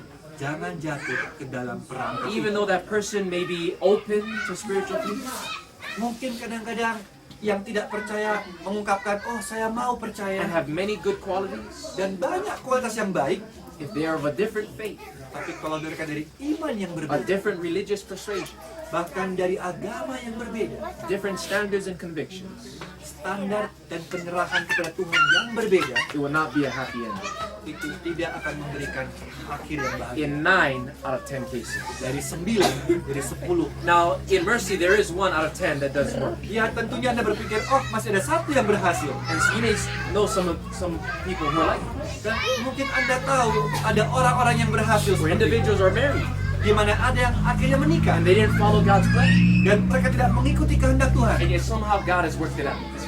tapi seolah-olah Tuhan menyukseskan pernikahan And mereka. that is the mercy of God, amen? Itu karena kasih karunia Tuhan. But 9 out of 10 cases, it doesn't work. Tapi 9 dari 10 tidak pernah So berhasil. don't fall into the trap of dating evangelism. Jadi jangan pernah jatuh ke dalam sebuah jebakan seolah-olah Anda berkencan karena Anda mau menyelamatkan. Where you think to yourself, Kalau Anda berpikir, I'm going to convert this person. oh saya akan tobatkan orang ini. They're open. Karena mereka And it's terbuka. just a matter of time before they become a believer. Tinggal masalah waktu saja sampai mereka percaya nantinya. 10% it happens. 10% mungkin berhasil. But 90%, Tapi 90% the believer never converts the unbeliever. yang percaya tidak pernah menobatkan yang tidak But percaya. rather, it's the opposite way. Yang terjadi adalah sebaliknya. The unbeliever converts the believer. Yang tidak percaya membuat yang percaya So make tidak sure percaya. it's the same bone. Jadi pastikan dari tulang yang sama. Amen? Amin. I could read more quotations, but I think that's enough. Saya bisa baca kutipan yang lebih banyak lagi tapi satu cukup. Now notice verse 24. Perhatikan ayat yang ke-24. Therefore shall a man leave his father and mother and be joined, and shall cleave to his wife, and they shall be one flesh. Sebab itu seorang laki-laki akan meninggalkan ayahnya dan ibunya dan bersatu dengan istrinya sehingga keduanya menjadi satu daging. Here the two become one flesh. Ini dua menjadi satu daging. This was a match made in Eden. Ini adalah sebuah perjodohan yang dilakukan di Taman Eden. A love connection that is so beautiful. Sebuah hubungan kasih yang begitu indah. Now the marriage is consummated. Sekarang pernikahan telah terlaksana. As two separate beings now are one. Dua insan menjadi satu. Young people, Anak-anak muda, let God write your love story. izinkan Tuhan menulis cerita cinta Anda. When you let God write your love story, it's always going to be a happy end. Kalau Anda izinkan Tuhan yang menulis cerita cinta Anda, pasti akan happy ending. And now they become one Jadi saat mereka telah bersatu, spiritually, mentally, secara emotionally, spiritual, secara mental, secara emosional, as well as physically. bahkan secara fisik, Notice the results of doing it God's way. lalu oke. Lalu temukan apa hasil dari perjodohan oleh Tuhan tersebut. Verse 25. Ayat yang ke-25. And they were both naked. Mereka keduanya telanjang. The man and his wife, Manusia dan istrinya itu, and were not ashamed. tetapi mereka tidak merasa malu. Because God was in control from the beginning. Karena Tuhan sudah memegang kendali dari awal. Man and woman, Laki-laki perempuan. husband and wife. suami dan istri are naked in the presence of one another. telanjang di hadapan bersama lain, But there is no shame in that nakedness tapi tidak ada rasa malu dalam ketelanjangan tersebut because they followed God's way. karena mereka mengikuti apa yang menjadi kehendak Tuhan. But if you ever find yourself naked with someone not following God's way, Tetapi kalau Anda menemukan diri Anda telanjang dengan mereka yang tidak mengikuti kehendak Tuhan, there will be a sense of shame in that nakedness. akan ada rasa malu dalam ketelanjangan tersebut. Following God's way Ikuti jalan Tuhan is true pleasure. adalah sebuah kesenangan yang luar biasa. Amen. Now, as we close out, maybe I should share my testimony Mungkin saya akan membagikan kesaksian hidup saya when it comes to relationships and how my wife and I got married. saat saya berbicara tentang bagaimana saya menjalin hubungan dan akhirnya bertemu dengan istri saya. And then after that, if you have questions, we can entertain. Dan setelah itu mungkin kalau Anda punya pertanyaan, mungkin saya bisa membantu. I wasn't raised as a Christian.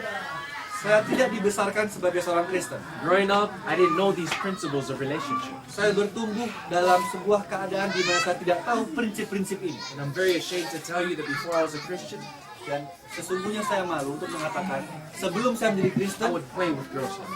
saya adalah seorang yang suka mempermainkan I hati would wanita. never commit to a relationship.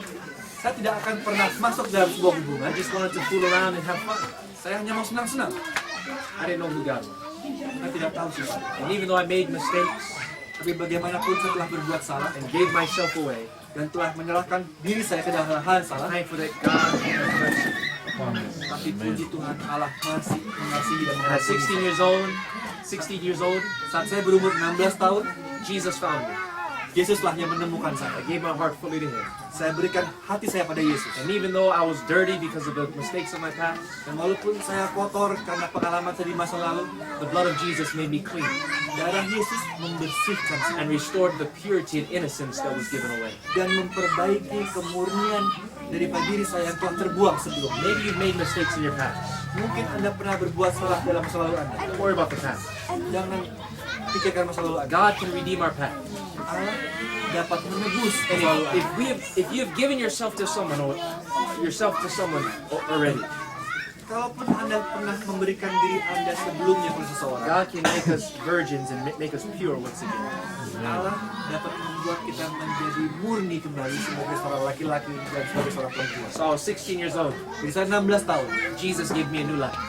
Yesus memberikan saya hidup yang baru. I was now following Him, Dan saya mengikuti dia saat itu, learning His ways. belajar caranya. And as I continue to grow in my relationship with Jesus, Dan saat saya menumbuhkan hubungan saya dengan I Yesus, ended up transferring from the public school to the Christian academy.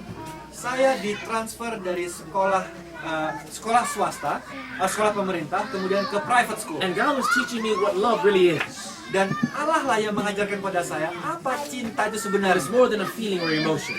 Karena hal itu lebih dari sebuah perasaan ataupun emosional. And it's based a lot deeper than an outward appearance. Dan ternyata cinta itu lebih dalam dari apa yang saya pahami selama He ini. was teaching me what is love and how to love. Dia ajarkan saya apa itu cinta dan bagaimana cara mencintai. And when I went to the Christian academy, I was a junior in high school. Dan pada saat saya masuk ke dalam sekolah Kristen ini, saya masuk ke dalam kelas And in this 11. Christian school, I met this really nice girl. Dan di sekolah Kristen inilah saya bertemu dengan seorang perempuan yang sangat baik. She was a Christian girl. Dia adalah seorang Kristen. She loved God.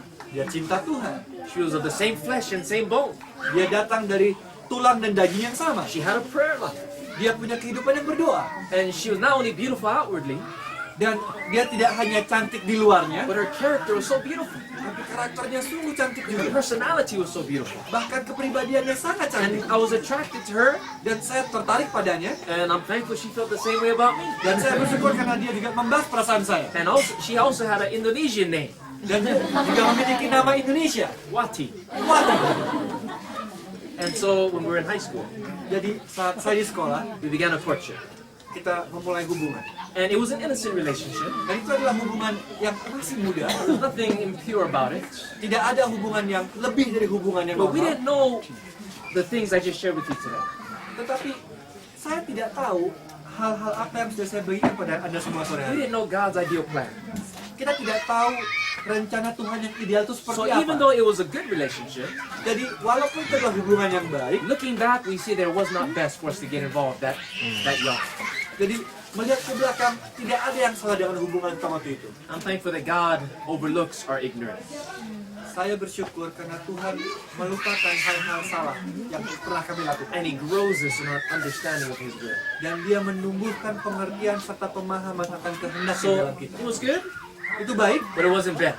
tapi bukanlah yang terbaik. Don't settle for good, Jangan pernah mencari yang baik. because good is the enemy of the best. Karena baik adalah musuh dari yang terbaik. We don't have time to just do good things. Kita tidak punya waktu hanya untuk berbuat yang baik-baik God saja. wants the very best for His children. Tuhan mau yang terbaik untuk anak-anaknya. It would have been best for us to not get involved in a relationship and just be friends. Adalah lebih baik kalau kita tidak masuk dalam sebuah hubungan dan berteman saja. Nonetheless, we were in a courtship, Tapi pada akhirnya kami dalam sebuah hubungan, and I believed when I was 16 that she was going to be my wife. dan pada saat itu saya percaya umur 16 tahun bahwa dia akan jadi istri saya. She was flattered by that, but she wasn't sure herself.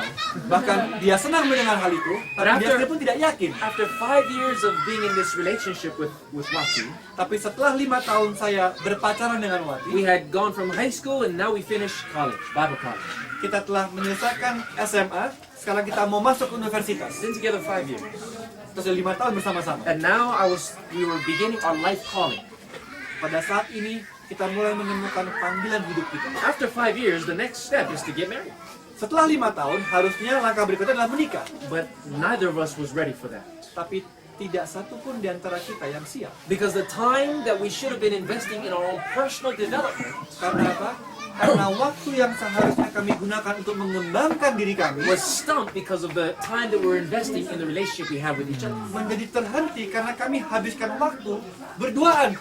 And so even though we were beginning our life calling, Jadi walaupun kita telah menerima panggilan hidup kita, we couldn't get married kita tidak bisa menikah. because we realized that we had built the relationship on a faulty foundation. Karena kita sadar bahwa ternyata kita membangun sebuah hubungan dengan fondasi yang tidak kuat. And we couldn't continue in a relationship Dan kita tidak bisa berlanjut dalam hubungan ini. because there's only so much you can grow in the courtship level. Karena hanya sedikit yang bisa Anda tumbuhkan dalam sebuah hubungan pacaran. And now it starts getting stagnant. Jadi hubungan kami berdua mulai stuck. So we prayed, Jadi kita and berdoa God convicted us dan Tuhan memberitahu that pada we had kita to break up dan kita harus putus without any expectation of getting back together. tanpa ada harapan untuk menjadi satu kembali. Not take a break, Bukan mengambil rehat, break up. tapi putus. Totally uproot the foundation that has been laid. Benar-benar merusak semua fondasi hubungan yang telah kita bangun To bersama-sama. part ways Untuk berpisah and say goodbye perhaps forever. dan seperti mengucapkan selamat tinggal satu sama lain. That was one of the hardest things Itu adalah satu hal yang terberat I ever did. yang pernah saya lakukan. Because she was my best friend. Karena dia adalah teman baik saya. 5 years together. 5 tahun bersama-sama. She knew almost everything about me. I knew almost everything about her. Dia tahu hampir segala tentang saya dan demikian juga sebaliknya. And it was hard. Itu berat. But it was God's will. Tapi itu adalah kehendak Tuhan. And so we broke up Dan kita putus. without any expectation that we'll ever get back together again. Tanpa ada sedikit pun harapan bahwa kita akan bersama-sama kembali. You see, we couldn't just take a break. Jadi Anda lihat, kita tidak bisa istilahnya rehat ataupun ambil waktu dulu. And have that expectation, maybe we'll come back together. Dan memiliki harapan bahwa mungkin kita akan berpacaran atau bersatu kembali. In order to have a new foundation, Untuk Anda memiliki fondasi the yang old baru, one had to be destroyed. yang lama harus dihancurkan. And so she went one place, I went to another place. Dan yang terjadi adalah dia ke sebuah tempat, saya ke tempat yang berbeda. And during that time of singleness, Dan pada waktu kita berdua single, the Lord began to teach me the things I just shared with you today. Allah mulai mengajarkan saya hal-hal yang baru saya ajarkan kepada Anda I sendiri. began to read books about relationships, Saya mulai membaca buku tentang sebuah hubungan. of what it means to be a true man, Apa artinya menjadi laki-laki yang sejati? what a godly marriage looks like. Bagaimana pernikahan menurut kehendak Allah itu? I began to read books about how the woman's mind works, Saya mulai belajar buku tentang bagaimana cara wanita berpikir. and what a husband, a godly husband should be. Dan bagaimana seorang laki-laki yang takut akan Tuhan harus menjadi. I began to write in the heart journal Disitulah saya mulai menuliskan dalam jurnal hati saya. things that I was learning. Hal-hal yang harusnya saya telah pelajari. And because I was doing my life calling, Dan karena saya telah melakukan panggilan hidup saya, and I learned these things, dan saya telah belajar hal-hal ini, I felt a legitimate need and desire for a wife. disitulah mulai timbul perasaan bahwa saya butuh seorang pendamping. And when those desires were strong, Dan pada saat ini tersebut begitu I would kuat, pray, saya berdoa, Lord, please, Tuhan tolong, cause a deep sleep to come upon me. buatlah saya tidur. Help me to sleep, Lord. Bantu saya untuk tidur, Tuhan. And as I was resting and waiting, Dan pada saat saya istirahat dan menunggu, God was working upon her as well. ternyata Tuhan juga mulai bekerja atas dirinya. I would ask every married couple I met Saya selalu bertanya kepada setiap pasangan yang sudah what menikah, marriage is all about. apa sih pernikahan I itu? was ask every husband, what does it mean to be a husband? Bahkan saya tanya setiap seorang suami, saya tanya, apa artinya menjadi seorang suami? My mind was like a sponge. Pikiran saya seperti spons. I was trying to soak up everything I could, Saya berusaha menyerap setiap pengetahuan yang saya mau. learning from the failures as well as successes of marriage Saya couples. mulai belajar dari setiap kegagalan dan kesuksesan dari sebuah pernikahan. And finally, I felt God telling me, okay, now you're ready. Dan sepertinya saya mulai merasakan bahwa Tuhan berkata, I began to "Kamu pray siap." Dan saya berdoa terus and wait for who God would bring to me. dan menunggu siapa yang Tuhan akan bawa untuk And He saya. kept bringing that girl to my mind, Dan dia terus bawa perempuan itu ke dalam pikiran saya. the one with the Indonesian name. Seseorang dengan nama Indonesia itu. And I couldn't imagine myself with anyone else but her, Dan saya tidak bisa membayangkan diri saya dengan yang lain selain dengan diri. because we have similar experiences. Karena kita punya pengalaman yang sama. She was doing ministry and I was doing ministry. Dia juga melakukan penginjilan, saya juga melakukan penginjilan. But I wanted to make sure, Tapi saya ingin pasti. so I fasted Saya berpuasa for 2 weeks. selama 2 minggu. But it was an Edenic fast. Tapi itu adalah puasa Taman Eden. Fruits, vegetables, nuts. Buah, kacang-kacangan, sayur-sayuran. Because as you can see, I don't have much to spare. Seperti yang Anda lihat, saya tidak punya banyak yang harus dihabiskan. And so in that time, I was seeking to have a clear mind, Pada saat itu pikiran saya mulai jernih. asking God if He would give me permission to pursue her again. Saya minta izin sama Tuhan.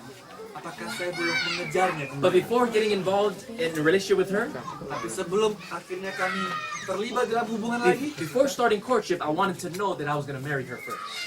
sebelum kita mulai hubungan, saya ingin kepastian bahwa saya akan menikahinya. Because I didn't want to play with her heart. Karena saya tidak mau bermain dengan I hatinya. needed to know before asking her to court that eventually I will marry her. Saya ingin sebuah kepastian sebelum saya tanya sama dia bahwa saya mau menikah. And God gave me peace, Dan Tuhan berikan kedamaian. and He said, go. Dan Tuhan jawab, lakukan. And so we got involved in a relationship, Dan akhirnya kami bertemu dan berhubungan lagi. and to make a long story short, Singkat cerita, it was, we began to read Adventist Home together. kita mulai belajar Adventist Home bersama-sama. We began to pray more with each other. Kita mulai saling berdoa satu sama lain. Bersama-sama. We would sit down together Kita duduk and discuss, dan berdiskusi. what is your understanding of a marriage? Apa pemahamanmu tentang pernikahan? I would ask her, what do you expect from a husband? Saat saya tanyakan sama dia, apa harapanmu dari seorang suami? And I would tell her what I would expect from a wife. Dan saya akan sampaikan apa harapan saya tentang seorang And we istri. knew that this courtship was for the purpose of leading to see if it's God's will for marriage. Dan kita berdua tahu saat itu bahwa hubungan ini adalah untuk dilanjutkan dengan pernikahan. Now I already knew it was God's will. Dan tapi saya sudah tahu apa yang Tuhan mau. God had to show her. Tapi Tuhan sudah tunjukkan sama dia saat ini. And she began to feel the same way. Dan dia mulai merasakan hal yang sama. So after a period of time, Setelah beberapa waktu, I called her parents, saya telepon orang tuanya, asking if I could marry their daughter. tanya pada mereka apakah saya boleh menikahi anak perempuannya. Praise God, they said yes. Puji Tuhan, orang tua mengatakan ya. I told my parents, I asked my parents if they would, if I could have their blessing to get married. Saya tanyakan pada orang tua saya mendapatkan restu mereka untuk menikah. And so everything was set. Jadi semuanya siap. So how did I propose to her? Bagaimana saya melamar dia? So she was working at a Bible college in Arizona, Jadi dia bekerja di sebuah sekolah Alkitab di kota and Arizona. I was living in California, another state. Dan saya tinggal di California di sebuah negara bagian yang berbeda. And I was on my way to a mission trip to a country in Central America. Dan saya berada dalam sebuah perjalanan untuk misionaris ke Amerika Tengah. But before going there, I decided to fly to Arizona. Tapi sebelum ke sana, saya putuskan untuk terbang ke Arizona terlebih to dahulu propose to her. untuk melamar dia. So I'm at the airport, Jadi saya di airport heading to Arizona, menuju ke Arizona, but she doesn't know I'm going to Arizona. tapi dia tidak tahu saya mengarah ke sana. She thinks I'm going to another country. Dia pikir saya sedang ke negara yang berbeda. I didn't lie, Saya tidak berbohong, but at the same time, I didn't let her know that I was going to Arizona. tapi saya tidak mengatakan sama dia bahwa saya akan ke sana. So next morning, I show up in the school Jadi pagi berikutnya saya muncul di sekolahnya with a dozen roses, dengan selusin mawar and she was so shocked to see me. dan dia terkejut melihat saya. And then I spent a few days with her. Dan saya melewatkan beberapa hari dengannya. And then on Friday, Dan pada hari Jumat we had Vespers, Friday evening worship service. kita ada buka sabat bersama, Vesper. And I was going to do the worship, Dan harusnya saya membawa and I renungan. decided to propose to her during worship. Dan saya memutuskan bahwa saya akan melamar dia pada saat saya membawakan renungan But I tersebut. wanted it to be a surprise, Tapi saya ingin beri sebuah kejutan. so I told her the day before. Jadi saya katakan hari sebelumnya, I've been studying this special message on relationships. saya telah mempelajari sebuah kisah yang penting dalam hubungan. And tomorrow evening, I'm wondering if I can use you as an illustration. Besok pada saat renungan Facebook, saya harap kamu mau menjadi ilustrasi And so khotbah she was saya. completely disarmed. Jadi pada saat itu dia seolah-olah tidak bisa menolak. Friday night comes, Akhirnya Jumat malam tiba. and I asked her if she could, dress up because it's special. Saya minta dia untuk berpakaian lebih spesial daripada biasanya. And I asked her if she could wear a certain color, and she wore that color. Saya minta dia untuk menggunakan warna yang khusus And I wore the same color. dan saya juga menggunakan warna yang khusus. And because she dressed up, she got the other students and the girls in her dorm to dress up as well. Jadi karena dia berdandan dan memakai pakaian, dia buat teman-teman yang perempuan lainnya juga ikut berdandan. And I also bought a dozen roses, the same color that she was wearing and I was wearing. Dan Purple saya roses. juga membeli selusin mawar dengan warna yang sama dari pakaian yang kami berdua I gunakan. bought a few gifts, Saya beli beberapa hadiah, wrapped them in purple wrapping paper. saya bungkus dengan purple. So everything was color Oke, coordinated. warna ungu. Jadi semuanya matching. And I asked some of my friends, the guys in the school, Dan saya minta beberapa teman saya di sekolah itu to hide the gifts in the back room. untuk menyembunyikan hadiah tersebut di And ruangan at the belakang. right moment in the worship, Dan pada saat yang tepat di tengah-tengah they would renungan, come in one by one mereka akan datang satu demi satu and give the flowers dan memberikan bunga and the second gift dan hadiah yang kedua and the third gift to Wati. dan hadiah yang ketiga kepada Wati. And so they were ready. Jadi mereka sudah siap di The belakang. cameras were ready. Kamera. And so I did my worship talk on Genesis 24. Jadi saya gunakan alat tema renungan saya dalam Kejadian yang pasal 24. The love story of Isaac and Rebekah. Kisah cinta daripada Ishak dan I Ribka. wish I had the time to share with you. Seandainya saya punya waktu membagikan pada Anda kisah ini. But in that worship, there are 7 things to look for in a spouse.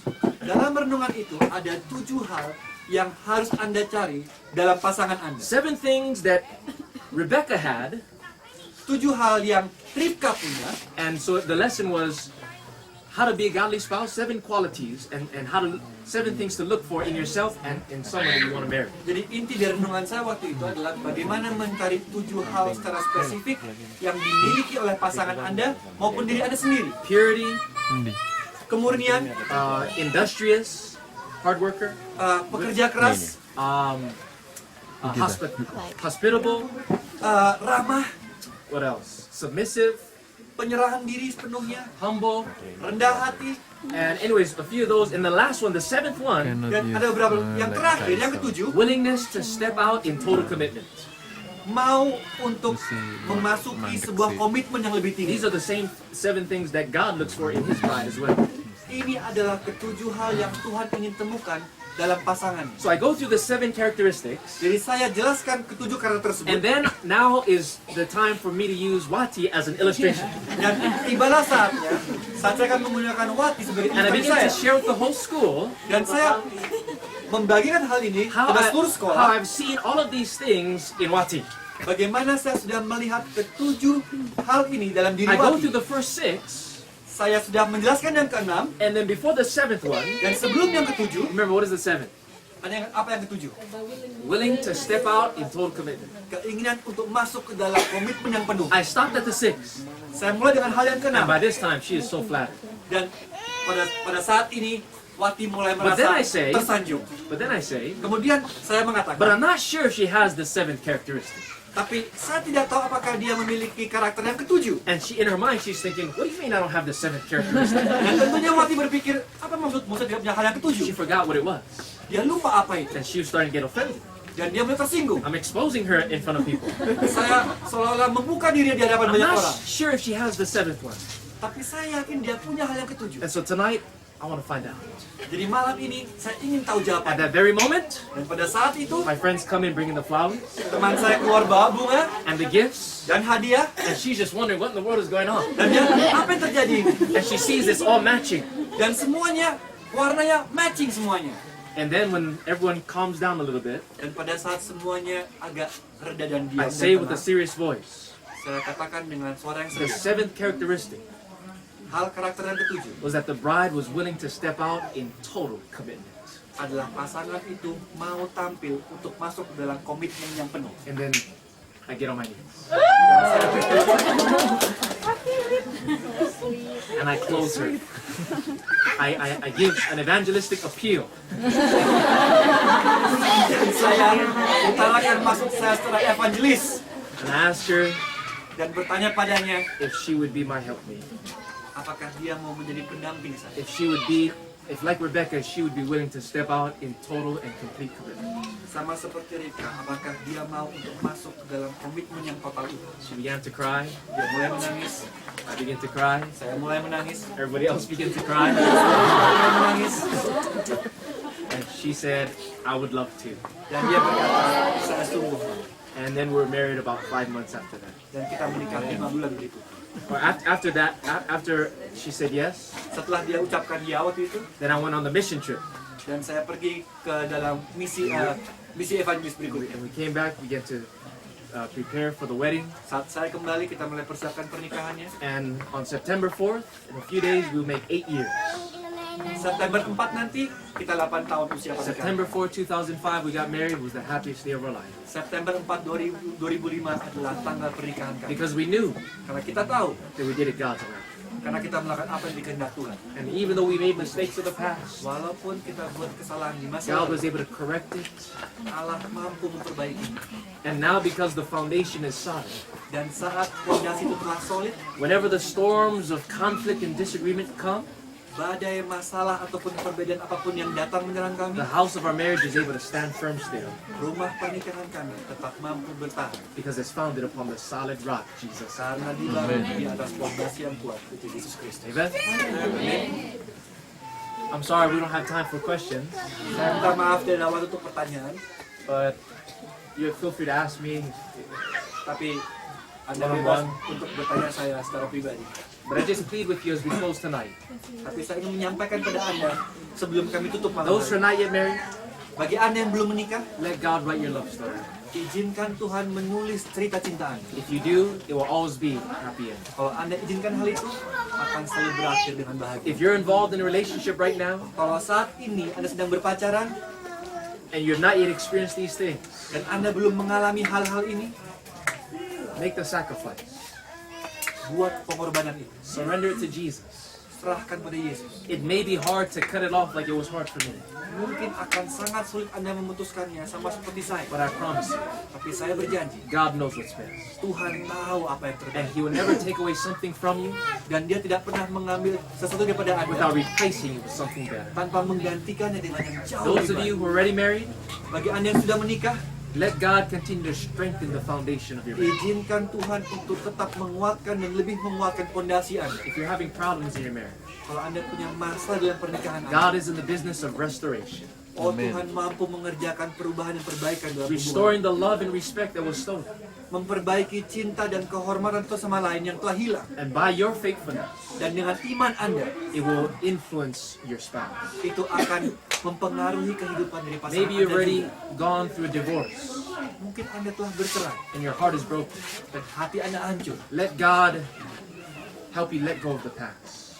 Izinkan Tuhan untuk membiarkan Anda melepaskan masa lalu, to move forward in life. untuk maju dalam hidup. And God can teach you to learn to love and trust once again. Dan Allah mampu mengajarkan Anda untuk setia dan mencintai sekali And lagi. let Jesus be the center of your life, Dan izinkan Tuhan jadi pusat the kehidupan center Anda, of your relationship. jadi pusat dari hubungan Anda. Because like the childhood song says, Karena sama seperti lagu anak-anak, with Jesus in the family, dengan Yesus dalam sebuah keluarga, happy, happy home. bahagia, rumah yang bahagia. Amen? Let me close with this thought.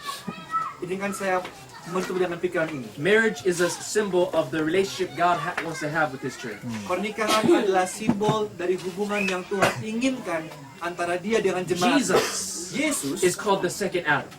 dikatakan sebagai Adam yang kedua, The woman is a symbol of the church. sedangkan wanita adalah lambang dari The gereja. same way Adam had a longing desire for a wife, Sama seperti Adam merindukan sebuah pasangan, Jesus has a longing desire to be with us, His bride. Yesus pun juga memiliki keinginan yang begitu besar untuk bersama dengan kita. And so what had to happen? Lalu apa yang terjadi? In order for Jesus to have a bride, Supaya Yesus dapat mendapatkan just pasangannya, as Adam fell asleep to have his bride, sama seperti Adam tertidur untuk mendapatkan the pendampingnya, second Adam, Jesus Christ, went to sleep. Adam yang kedua, Yesus Kristus juga tertidur On the cross, di kayu salib. He went to sleep. Dia tertidur, The sleep of death.